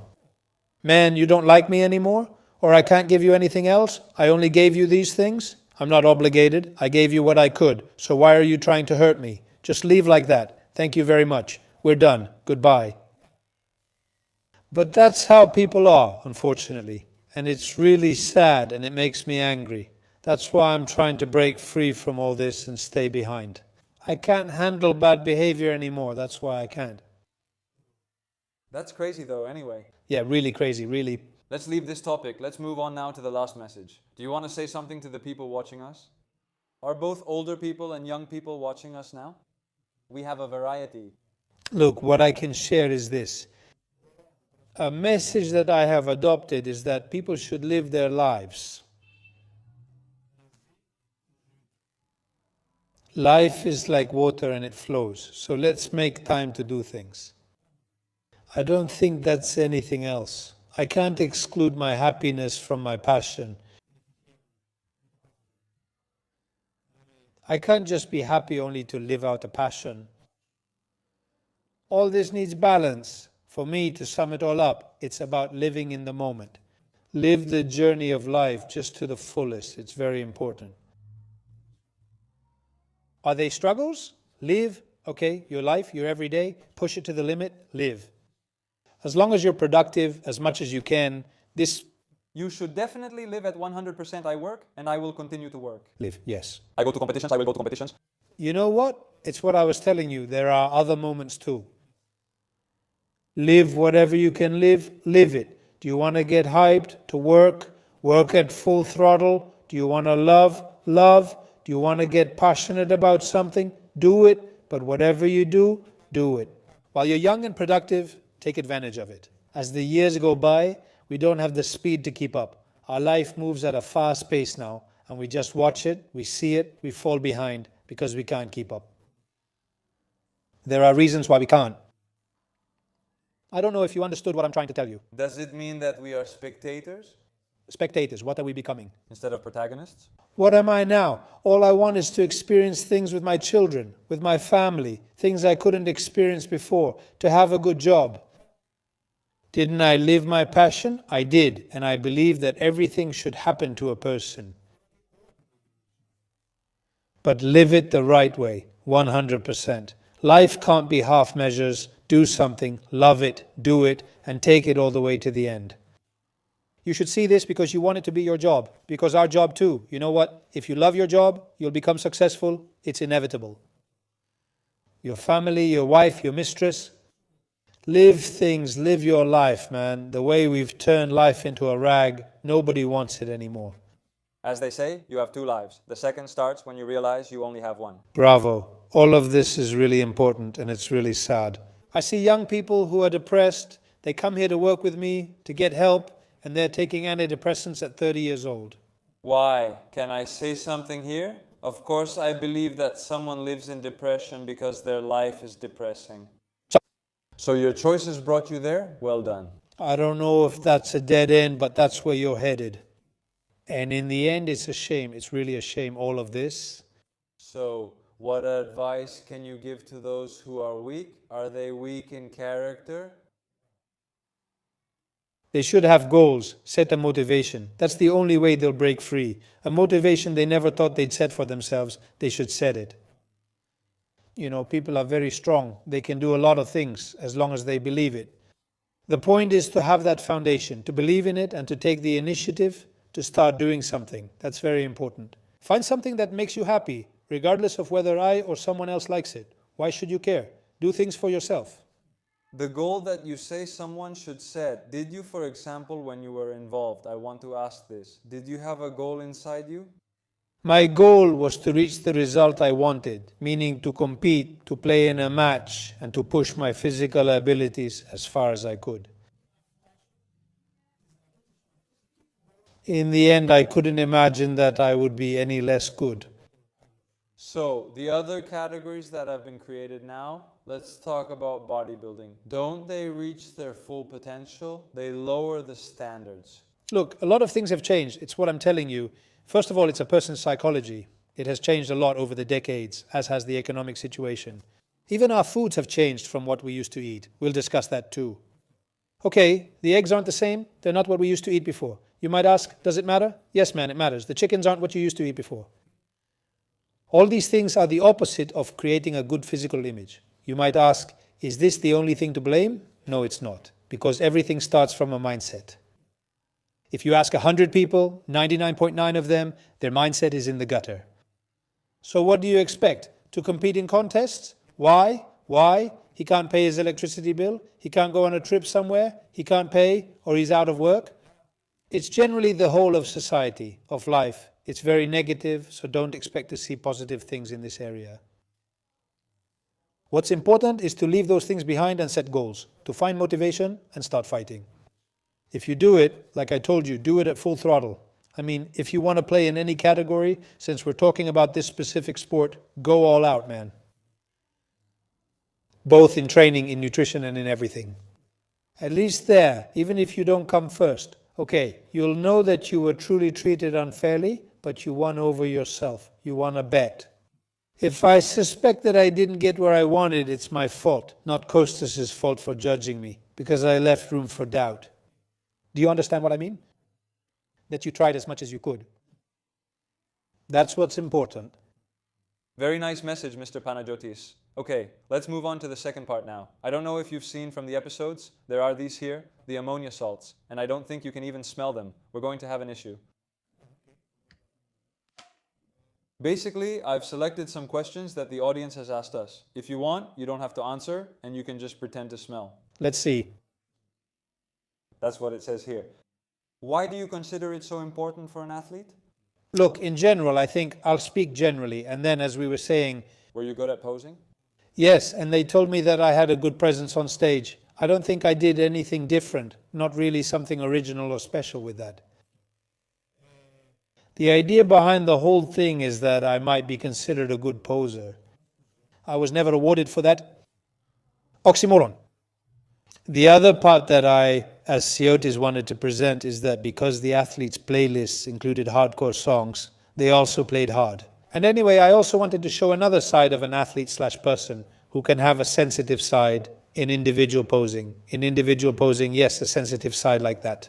To show a bit of emotion, a more fluid movement, and to present something different and let that come through. You want to project an image of physical toughness. And I think I tried to do that, to achieve it. Not that I was pretending, I actually had it. If you want me to tell you something, I would choose the song, and if I practiced it even once during my preparation, it was rare. Maybe I didn't even do it at all. I worked on it here, I listened to the song and thought about going up, doing 1, 2, 3, this. I listened to the song and played. That's it. I did it in my mind. Honestly, I never did it. You can ask my people. I never actually dealt with that part. Because then I would ask you, how did you practice it? Nothing, no practice. Costa. Honestly, others pay for it? Yes, I know. And look, it's not bad. It's actually very good. The image you will show I don't know if the other person... has a sequence and a nice tempo. It will impress. You understand? He'll leave you there. He'll tell you that's how it is. He'll show you what he wants. While the whole other part, I mean, you go in, you do things, you make things quickly, like this, like that, stressed out. It's not, okay. Does what you're saying really matter that much? It's the image.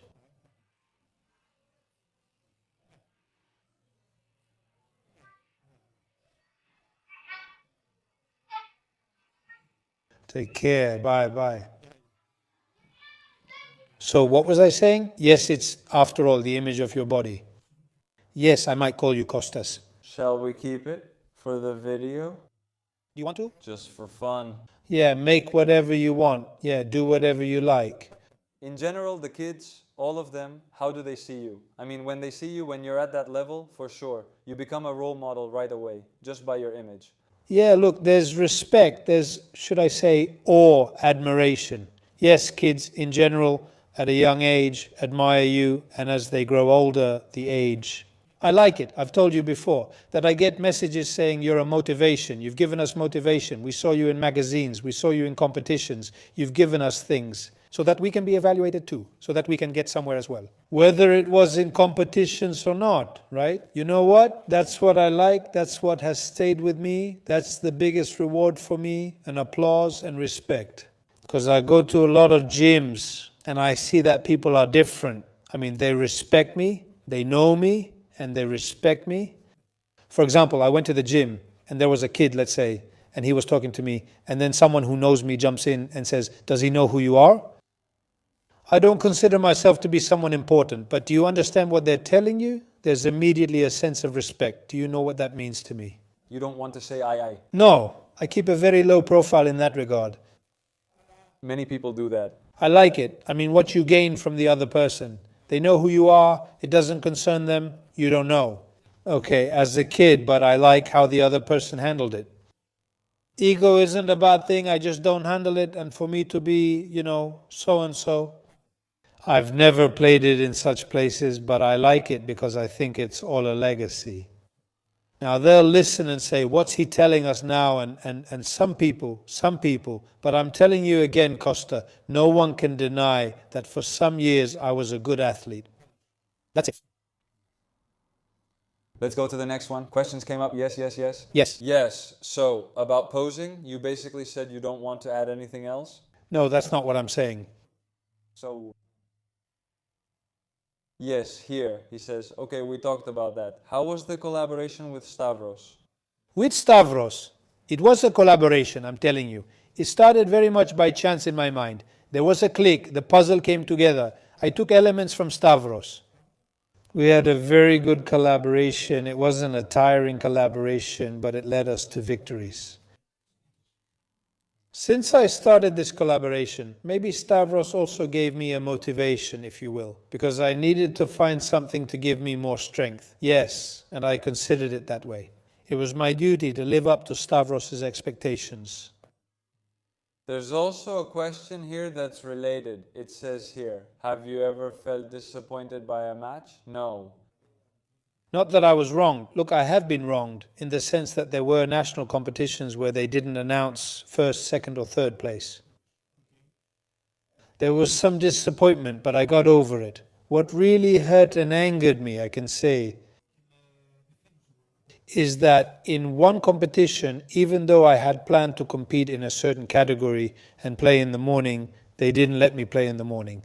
People, my own people, acquaintances from the field, didn't allow me to play and made things difficult for me, and I ended up playing at night. I got extremely dehydrated. I couldn't handle it. I played at night. I got an injury in my back muscles. I stayed on stage, went into the locker room, came back out, okay, but I couldn't compete. Not that I would have done better. I think maybe I could have done better, yes, but I didn't do well in 2012 at the Novotel. That upset me. It made me sad. Because even though I had said, you know what, I'm going to go down there in the morning, I'll compete in that category, and then I'll compete there. And I had planned it all out with that strategy. When I got there, they turned everything upside down and didn't let me. Even though it wasn't a bad thing for me to compete, they changed it at the last minute. Okay, not that I'm blaming anyone, but that made me sad because it was sneaky. I mean, I couldn't handle it and it really hurt me. Because I got hurt? That's it. Shall we move on to the next one? Here, they're asking why he no longer trains athletes. Yes, look, generally speaking, I'm tired of the field. You might ask, are the athletes to blame? No, they're not to blame. I think I can't handle some things. I have athletes, I have assistant athletes, I have some specific people I've been working with for years, and that's as far as it goes. I believe that's where my strengths and abilities lie. I can't handle too much fuss, I can't handle exaggeration, I can't, because I tried to work with some people to cross certain red lines. And also, I can't handle the fact that if I say something and you don't do it, you'll still blame me. Because it's a trend now. I told you before. That responsibility always goes to a third party. Nowadays, kids have no accountability. So I don't know. I could never say I'm helping. Just so you know, I am helping. I just don't care about advertising myself based on being the coach. I help. Off the record, I support, and that's as far as it goes. So can you tell us, for example, something you don't like? 11 o'clock at night, the photo arrives at home, a phone call. Which corner should I put the slanted counter in, for example? Okay, so you think you need to bother me at 11 o'clock at night about what angle to place the counter? Set it to 45, 50 or 180. I don't care if I think it's not something worth bothering me about. So, if more difficult situations come up later, will you sleep at my place? That's how it goes. What do you mean? There's no balance. There should be boundaries, and I think kids today don't have that, and they have other things going on. So they respect you? Yes. Should I take one of these pills or two? Should I take creatine half an hour before training or 15 minutes? These are things that, at least for me, I can't handle. It's crazy, and that's why I can't get into this process. I choose people with whom the coaching part connects. I mean, if we can communicate, then boundaries are set, and each person does their job. It's over. Supposedly, someone says, I'm paying, so I'll do what I want. No, it doesn't work like that. What you're paying for is the expertise you receive and certain things that will definitely prove valuable to you and help you grow. But that doesn't mean you can take advantage of me just because you're paying, since what you're getting can't really be bought. Let's be clear, just like I learned from certain people and all that, these things can't be bought. No, you have to respect your knowledge. That's it, but I think there should be more substance. Man, you can't be telling me now whether you should take creatine half an hour or 15 minutes before and how many liters of water you'll use. These things are crazy to me. We've talked about them several times and I've explained them to you. Okay, call me at a reasonable time when I'm in the place where I'm. Okay, are you going to call me at 11 o'clock at home, 11:30, to ask me about this? Do you think that's right? Even with more pay, I still think it's unreasonable. If you have a problem, what are you going to do? You'll leave and come knock on my door right away. Still, what's going on? Well, of course, I've seen a lot, Costa. I've seen a lot. That's what it is. You know what? It's what I say. The sport lacks intelligence. Let me put it that way. There's no balance. After a certain amount of use, you're done. You lose the game. You're not the person who started competing. You get confused. You think you're someone else. You think differently. You think very strangely, and it doesn't work, and it's hard to communicate. That's why the sport is difficult and brings trouble, arguments, and a lot of drama. Because people don't speak with their minds, they speak with other things. This is very important. It's what I mentioned socially. Let's go to the next one here. They're asking if the tattoos he has symbolize something. There are some that symbolize something, and some that I got as a reaction. Completely just to get a tattoo, that's it. The one I have on my back. Of course, at some point I got a lot of tattoos, on the condition that I wouldn't compete again, to slow down, not to enter competitions anymore. Because does it also hide the actions? Because it hides a lot, yes. And the whole idea went completely off track, because it sank. I could never stop competing. So anyway, I managed. But it's a minus, right? Yeah, a big minus, you lose. It's like you're stealing. A lot. Your skin doesn't look as good and it fades. Nothing shows. Anyway, on my back I have a nice tattoo. I have an elf, like a devil, with an angel and a chain, which goes into me and comes out. It's the combination of good and evil, which are interconnected, the yin-yang. It's kind of like that. I mean, good and evil are very closely tied. They're together and they're very close. thinking positively about someone and immediately it turns to something bad. And all these things are tied inside me with a chain, supposedly. You'll ask me, why did you do this? Obviously, because something personal had stuck in my mind. On the face, it was a reaction. It was a reaction, man. On the face, after what happened to me. On the face that I hadn't done. After what happened to me with my heart. Ah, now you did them. Yeah, that's it. Yeah, it got to me, I don't know. I ate a piece like that and I did it. In general, I like to be extreme, I'll tell you, in terms of appearance. Either with clothes, trying to dress for it and keep it like that. Man, how can I say it? Like a flame. Yeah, you get it, in appearance. Obviously, physically, not the other way. Yeah, you know that? No, I want to make an impression anyway. I do make an impression. I want something different. I mean, one year I want to do something new. The next year I want to do something new again. Maybe that's stupid. Maybe it's silly. But that's just how I am. I don't cause problems for anyone, just for myself. That's all. We move on. Next. Has he been to prison? Is he saying that because of your appearance? Yes, listen, let me tell you what's going on. No, I haven't been to prison. In general, I'll tell you, I'm a quiet person. If you don't bother me, I will never bother you. Have I been judged by my appearance? How can I put it to you? I've been surprised based on my appearance. I mean, I might have been stopped for a check. For example, yes. Okay, who are you? So-and-so, like that. All right, it's over. My appearance gives off a bit of a criminal vibe, but it has nothing to do with reality. I think that caused me problems. Even before I had tattoos on my face, I had issues because of my appearance. I looked tough. We're talking about the eyes, the look, tough, the body. Did you have the bulk, huh? Yeah. How many kilos were you? 110 to 115. Yeah, there. And it caused me a problem. I mean, at the door now, seeing the other guy all over the place and stuff, there was an issue. But when the other person got to know me, I mean, I imagined they wouldn't come and not talk to me. But when we met by chance through someone else, we became the best of friends. I mean, they would tell me, you know what? Your image has nothing to do with who you really are. But I like that. And that's really how it is. I'm not malicious. I'm not going to hurt anyone. I'm saying this. That's not my problem. It's that I'm short-tempered. I'm really short-tempered. You can't imagine how short-tempered I am, really. I've caused a lot of problems, like with the car, for example. You might block me with your car, or do something to me, or curse at me, and I'll chase after you. There's no way I'll let you go. Do you go crazy? I go crazy, man. I can't handle it at all. I've caused problems even in front of the kids, and I didn't like it at all. I mean, I've chased someone, he blocked us with his car, he cursed at us, and I chased him down, stopped him, spoke to him badly, and I almost hit him too.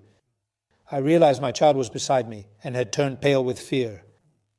I didn't like that image at all, but I can't handle it. As calm and patient as I am, I just shouldn't go to the other extreme. I couldn't handle it all these years, and I still can't now. Fortunately, like I told you, I haven't ended up in jail at that moment. You need to channel that energy somewhere else. I don't know, Costas. I can't let someone insult me for no reason. I'm willing. If I made a mistake, I can apologize to you. I can raise my hand and say, sorry, I made a mistake. If you take advantage of it and try to completely bring me down, to step on me, there's no way. I'm telling you, this happens so often. I always end up chasing people. There were 2 people locked inside the car, and I was trying to open it. They had locked the doors, and I was shaking the car. I couldn't do it. I had to find them, to beat them up, because they insulted me for no reason. Because they insult out of bravado. Yes. I don't know what's happening, and they either don't expect me to follow them or don't know me, but I don't care about that either. I mean, man, when I have my kid with me and you cut me off, and instead of apologizing, you insult me. Okay, man, I can't accept that. It's a sickness. It's not good, I understand that, but it's a sickness that luckily hasn't turned out bad for me so far. Honestly, after watching you, I'd cast you in a movie. Man, everyone tells me that? Seriously, I don't know if that's supposed to flatter me. I never saw it that way. But do you know how many people message me saying, you're made to be an actor, you're made to be a Hollywood star, stuff like that? Did they say something? Have they ever told me this or sent me messages like that? He never sent you a movie? No, no. Thank you for saying that. It's flattering, but that's not the case. Yeah, no, maybe now that you know, sometime maybe you know what, everything is so uncertain. I wish. I don't know if I have it. Would you do it now, the way we're discussing? For example, would you want to play a villain in a movie? Yes, I don't care if I can handle new things. Of course I would do it. Because I also talked to Manolis Spyru, Mr. Manolis, and I told him about the commercials, and I asked him if he would be in a commercial, if he would play the goofy tough guy. He said he wouldn't do it, or play that role again. Yeah, you acted like you had to be even dumber, like you had to play that role. That he's just the big dumb guy who agrees. Yeah, no, maybe I wouldn't do that either. I don't like it. We haven't studied acting like that, so we can't pretend things and stuff like that. It's that ego, which makes it hard to show things, even though it's purely work. If you see it differently, so what? I mean, if I play a role, let's say, where I might be a cleaning lady, as they call it, so what? What's the big deal? But I can't. Because of my ego, I can't handle it. Now that I think about it, Schwarzenegger was in some similar movies. Movies like that. Yeah, okay. I think it's something you either have or you don't. Do you have to show your ego? First, you shouldn't have an ego.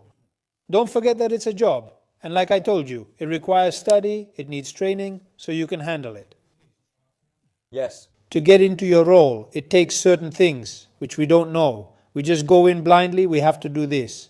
Yeah, okay, can I tell you something else? Why should I become a criminal? My face might look like it, but I'm not. It's not hard for me to adapt, but I accept it. But you understand? In reality, that brings me down socially as a character, but I like it, rather than becoming the idiot, the muscle guy, because that bothers us.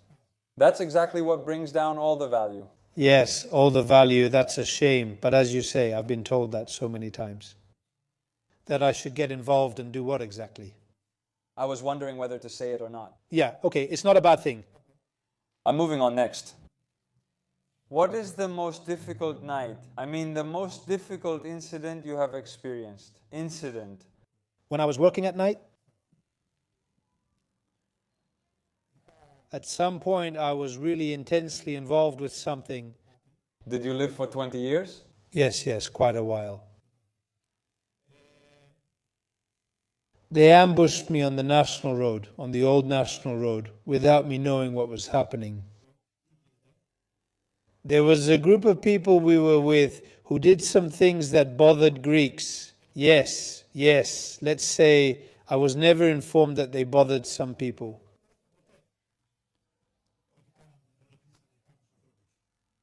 They paid the price. I didn't know that they paid the price. The game happened. And as I was going home at dawn, got jumped and they blocked me with the car. I got out, I went in front, we almost got killed. No, they went in front. The only thing that saved me was that the car was a two-door. There were 3 of them.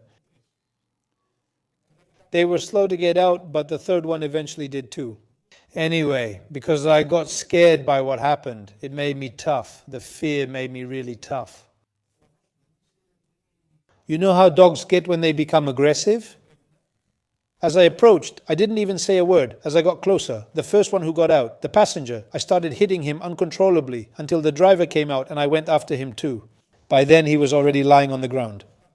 Long story short, it turned into a really rough fight. They hit me, I hit them. Some friends who were at the nightclub stopped on the road thinking we had crashed and then realized it was me. I was covered in blood everywhere. They had hit me in the face, and those 2 were out, and the other one too. I also had a concussion and remember being cut back here. Anyway, it was a serious incident. They pulled him away, they left, and some trucks stopped there too. Because like we told you earlier, this all happened in minutes, right? What did they want? They wanted, let me tell you, because of what happened, the one who was missing from the group, who wasn't punished. But I didn't know that a game had been played and that they should have been punished. And it was right that they were. But I may have been in the group, but I had nothing to do with that particular issue and I didn't know anything about it. The one who knew and was hiding, a friend, and he never told me anything. So who was left? The one who was hiding and me, who wasn't punished, and for some reason I had to be punished. They found out who I am, where I go, and what I do. I was completely naive. I didn't know what was going on, and they came after me, and I was really lucky. I was lucky, man. You know why? Because I could have had a gun and pulled it out, and now I'd be in prison. Or they could have had a gun, and I could be somewhere else. These are the strange games that fate plays. I was really lucky. I hit them, they hit me, I got in the car and left as usual, covered in blood. That's why they kicked me out. My guys told me to go since those guys were knocked out. Leave, and that's what I did. I never found out what happened to them. I just learned later exactly what happened with my friends, and I completely withdrew. I mean, we fought and I left completely. From what I understand, in situations like these, there are no friends. Everyone just looks out for themselves. No. I'll put it a bit differently. There are no friends anywhere. The concept of friendship is something very strange. It requires a lot of analysis. You understand it more as you get older. But you know what? Just from the slaps you take, right? Tell me, who has hurt you the most? The ones who are close to you. The ones who can reach you. Enemies are enemies. You know your enemies, you push them away, you keep them at a distance, okay? The friends you never expect, those are the ones. Let me tell you, I've taken some real hits from friends. And that's what I was telling you earlier. Bitterness remains because it's ingratitude. You don't want me as a friend, I don't want you either. And friendship, to finish, that word shouldn't even exist. If we don't have some kind of transaction or some interests, then we don't have a relationship, so it can't be called friendship. All this isn't friendship. Friendship is something else. You get emotionally confused. Can I give you an example? I have time to tell you an example. I had a friend whom I got into weightlifting. I took him to competitions, a really close friend. We used to go to Athens together, do things together. I got him into working nightlife. He became a waiter. Then I took him with me. For years we used to go down together.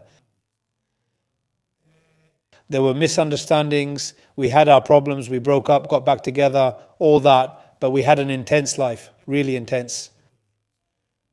We weren't talking, and I went through all that trouble. We talked back then when I went through the trouble. She wanted us to reconcile because we had misunderstood each other. And by the time I recovered, he was gone. And I lost him. Do you know how much I miss him? And I mean friendship. Circumstances brought us together, the long period of time. We experienced a lot together and we were deprived of things, but still, be careful. We argued, and we broke up. He would go somewhere else, do his own thing. We even got into fistfights, just so you understand. But there was a friendship, man. There was that. I can call that friendship, and you know how I realize it. It's that it hurts me that he's gone. I mean, it's sad. I lost him. Just like that. I didn't get the chance to talk to him again, to make things right between us. When you said you lost him, did you mean he died? He did. When I recovered, he called saying he wanted to pick me up from the hospital, even though we'd been estranged for years. Yes, and suddenly he had a heart attack, then straight into kidney failure. In just 10 days, it was over. That's when I realized that our bond was even stronger. I miss him. Losing him made me sad and I cried.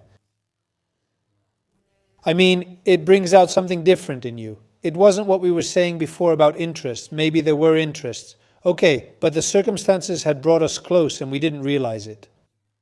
Our ego did its job, you know? Tough attitudes from one side, ego from the other, and we just drifted apart. Now there's emptiness. There's no friend that I could have without me being there like I was before. Yeah, that's true. Because you got paid back with the same coin, in a way? Yeah, but he didn't make it, I'm telling you. In 10 days it was over. It was over. He used to compete in races too. You might have heard of him. Kutrumpas. Kostas, isn't he an Agrinio? No, I think we're very close, I'm telling you. Moving on to the next one. If you could choose, would you take the same path in bodybuilding again, or would you choose something different? If I could choose right now, I would choose wrestling. Wrestling? That's what happened, you know? I didn't expect that. It's unfulfilled. It's something I experienced. I really loved it. You also had the talent? Yes. I was passionate. I don't know what else to say. I mean, I was with my eyes closed. I mean, I was going crazy. I was going crazy. I was training every day. Nothing could stop me. Very, very good things. Didn't he have a good school though? He didn't have a good school at all. What can I say? It was money wasted. Again, we were signing papers that we were waiting for. There was no infrastructure. There was no good coaching team. There was just one person who was old and didn't care at all. I mean, we learned more from the old wrestlers than from the coach. Anyway, you know why I want to? Because now I've finished my career in bodybuilding, if you can call it a career. But I hadn't finished my career as an athlete. I stopped wrestling and I left. I mean, I don't have closure there. That's why I would like to, if I could choose, I would choose wrestling so I could reach the end to see how far I could go. With bodybuilding, I know it now. And even if I did it again, I'd be okay. I would correct some mistakes. I would do some things differently. Okay, I might even be a little better. Okay, in wrestling, I will never know how strong I could have been, how far I could have gone. Because when they tell you, play with a doctor's note, you can compete in strong or higher categories. Is that a good thing? Do few people do that? Yes, few people do it. Yes, I did it. Okay, but I never made it to the end. I mean, to the top, to say that this is as far as I go. I thought I could improve. I just left for other reasons. So I haven't really finished my career there as a wrestler by my own decision. And we say this in many sports, that the infrastructure, all that, talents are lost in Greece because they don't know how you would develop so many talents. Cost us. So many talents. Greece is not generally a country that doesn't need it, as I would describe it. It describes itself. You, for example, with your children, do you want them to leave Greece, or would you keep them? Right now, yes. If the children leave, yes, I would like that. And if I could help them too, even better for them to leave. There's nothing here to keep you. Do you believe that someone can't achieve anything in Greece? Right now, in this day and age, no. What can they achieve? First of all, the kids are born already in debt. What are they supposed to work for? For 800 euros. What? Here, we work 2 jobs and still can't make it. To do what? What infrastructure is there in Greece? Is there understanding? Is there education? No. Do they learn anything? No. What? Is there anything? I wish, especially since my wife is Greek-Italian, we've made him Italian too. The little one has already gotten citizenship. If he wants to leave, to go somewhere else, there's nothing for him here. I think it's doomed, and that's what's really sad, right? I'm not negotiating that. The kids, it's such a shame. Unfortunately. So we keep the wrestling part, that you'll take it there, right? I'm just saying this isn't over yet. But let me ask something now. You've experienced both wrestling and bodybuilding.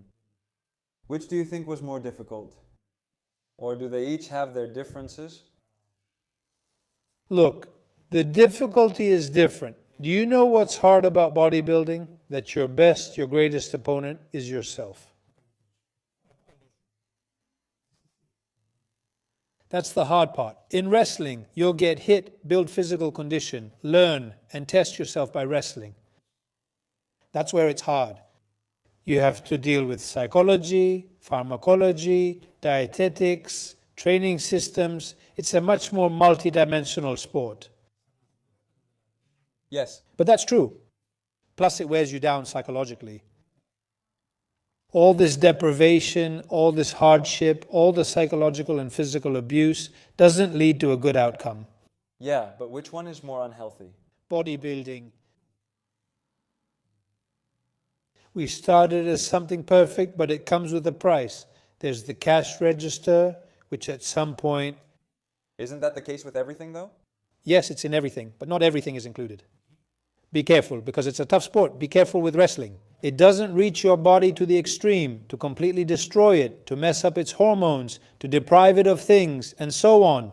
Okay, in wrestling, since we're talking about wrestling, you will eat, you will keep your weight, and you will go to get involved in this field. You will go to wrestle. You won't die, okay? Nor will you create a bad mindset. I'm saying this because I've been through it. I would go and I was like a train. I finished the match just fine. Yeah, maybe an injury, a little muscle strain, and that's it. Nothing else to worry about. I mean, it has a lot of negatives, and maybe that's what makes it a stronger sport. The fact that it has negative aspects, but surely no one cares about the negative aspects. That's it. We hide behind it. It has a better showcase, you know? It's just that its showcase in bodybuilding always needs fixing, decorating. I'm moving on to the next one. Have you ever lost one of your athletes in a competition because they ignored your advice? I've lost an athlete, a friend, because he ignored me during competitions, even though we started preparing together. He had an emotional attachment to a girl who was holding him back. Okay, but the goal was the goal. Because I pressured him, at some point I also got involved in his personal life, because I think I had the courage, since we were friends, but also the maturity because we were together. I pressured him, he got up and left. I figured you'd call him a know-it-all and similar things. No, that wasn't it. He was just under pressure. Look, it's a difficult sport. When you quit, I've heard of others quitting too. The girl would leave him because she can't handle his temper, his diets, or his routines. It's a difficult sport. Yes, but does this girl really love you truly? Okay, she was his girlfriend, you know? It's difficult. Can I tell you something else? If she doesn't love what you do, how will you move forward? Do you have to make the sacrifice? Yeah, but then be careful. When you meet a girl and start a relationship for 1 month, 2, 3, 5, you don't know her quirks, and be careful. The girl wasn't ready to go through this ordeal.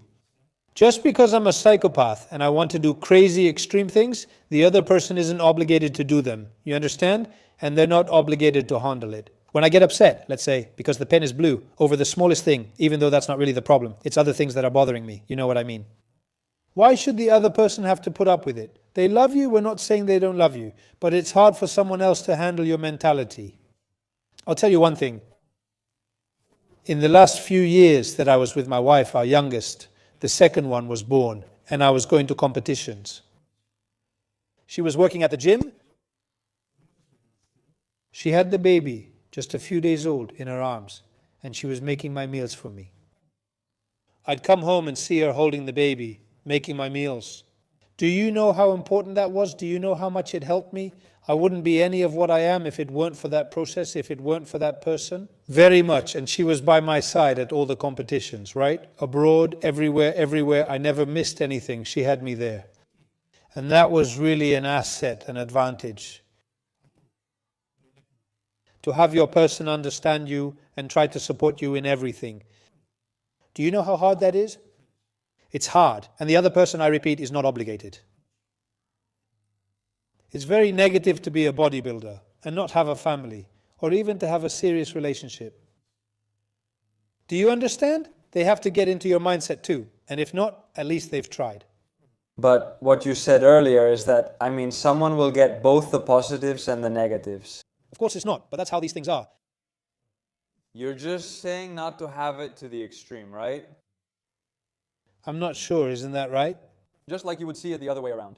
Yes, and you know what? The behavior during a person's preparation requires a lot of balance. I was trying, that was my real struggle, to maintain balance. Balance in the family, in the business, and in society. I told you before that no one cares if I was going up and down in competitions. I have to behave the way I should, not pretend. But you can't have someone say good morning to you and then curse at them just because you haven't slept, or something's bothering you, or something else is bothering you. It will never happen. They will never see you in a positive light. You understand? That's how it is. Bodybuilding is a very difficult sport, in general, as a sport. Difficult. Unfortunately, it also needs management, which is lacking. Is this also a battle? Yes. Unfortunately. Should I go to the next one? Yes. Last question. Do you think that the bodybuilders of your generation had more passion and discipline than those of today?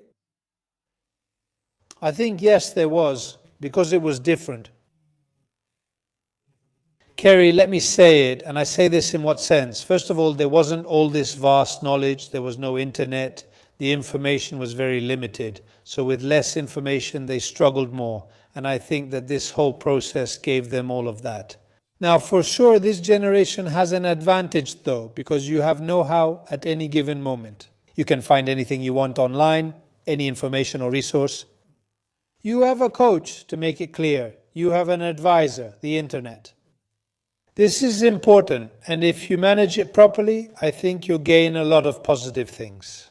You learn everything, absolutely everything, from training to anything. Whatever question you have, it covers you. What should we say then? Who should we ask? If I don't get a book to ask, where can I find what I want to learn? Since it didn't exist, that's why I think things were very specific. Back then there was a specific protocol and everyone was involved with it, passionate about 1, 2, or 3 things. Now, not just a little, all of this has evolved a lot. Do you still have the same passion now? Now? Yes. No, I don't have passion. I'm not interested in having passion in the first place. And you know what? Inside me there is... But you didn't leave it completely, did you? No, I don't leave it. Since some people leave it behind like it doesn't matter. Look, I think that if you've grown up with this kind of upbringing, you can't leave it. You can't abandon yourself when you've learned to be strong, good, healthy, figuratively speaking. You can't just leave yourself, neglect yourself, focus only on eating and become overweight. It's a shame. It's a shame to grow older, to be fit, to have your health, to take care of yourself. What could be better? Only positive. Only positive. There's nothing better, I believe. First of all, you're at peace with yourself. Being a shadow of a self you can no longer reach is bad. It's bad. Your psychology dies. In the end, you're sick. And it's sad, and it's a shame to see former athletes who, for some reason, have completely given up and are in terrible shape. It's really sad. What a shame. Mr. Panagiotis, that was the episode. Thank you very much. Thank you, Kostas. I'm not sure if I answered your questions or said something I shouldn't have. And I think I'll say it again, that what you're doing, I congratulate you because it's very commendable. To hear opinions, whether they're bitter, sweet, tender, or harsh, I don't know. Take it however you want, and from different people. We talked about many topics. A whole lot. Also, let me just say something. I was focused on what you were saying and not on the butt behind. I just want to mention that too. Thank you all for staying until the end. Should we add something, like your Instagram, so people can find you? Yes, okay, Siotis Panos, that's it.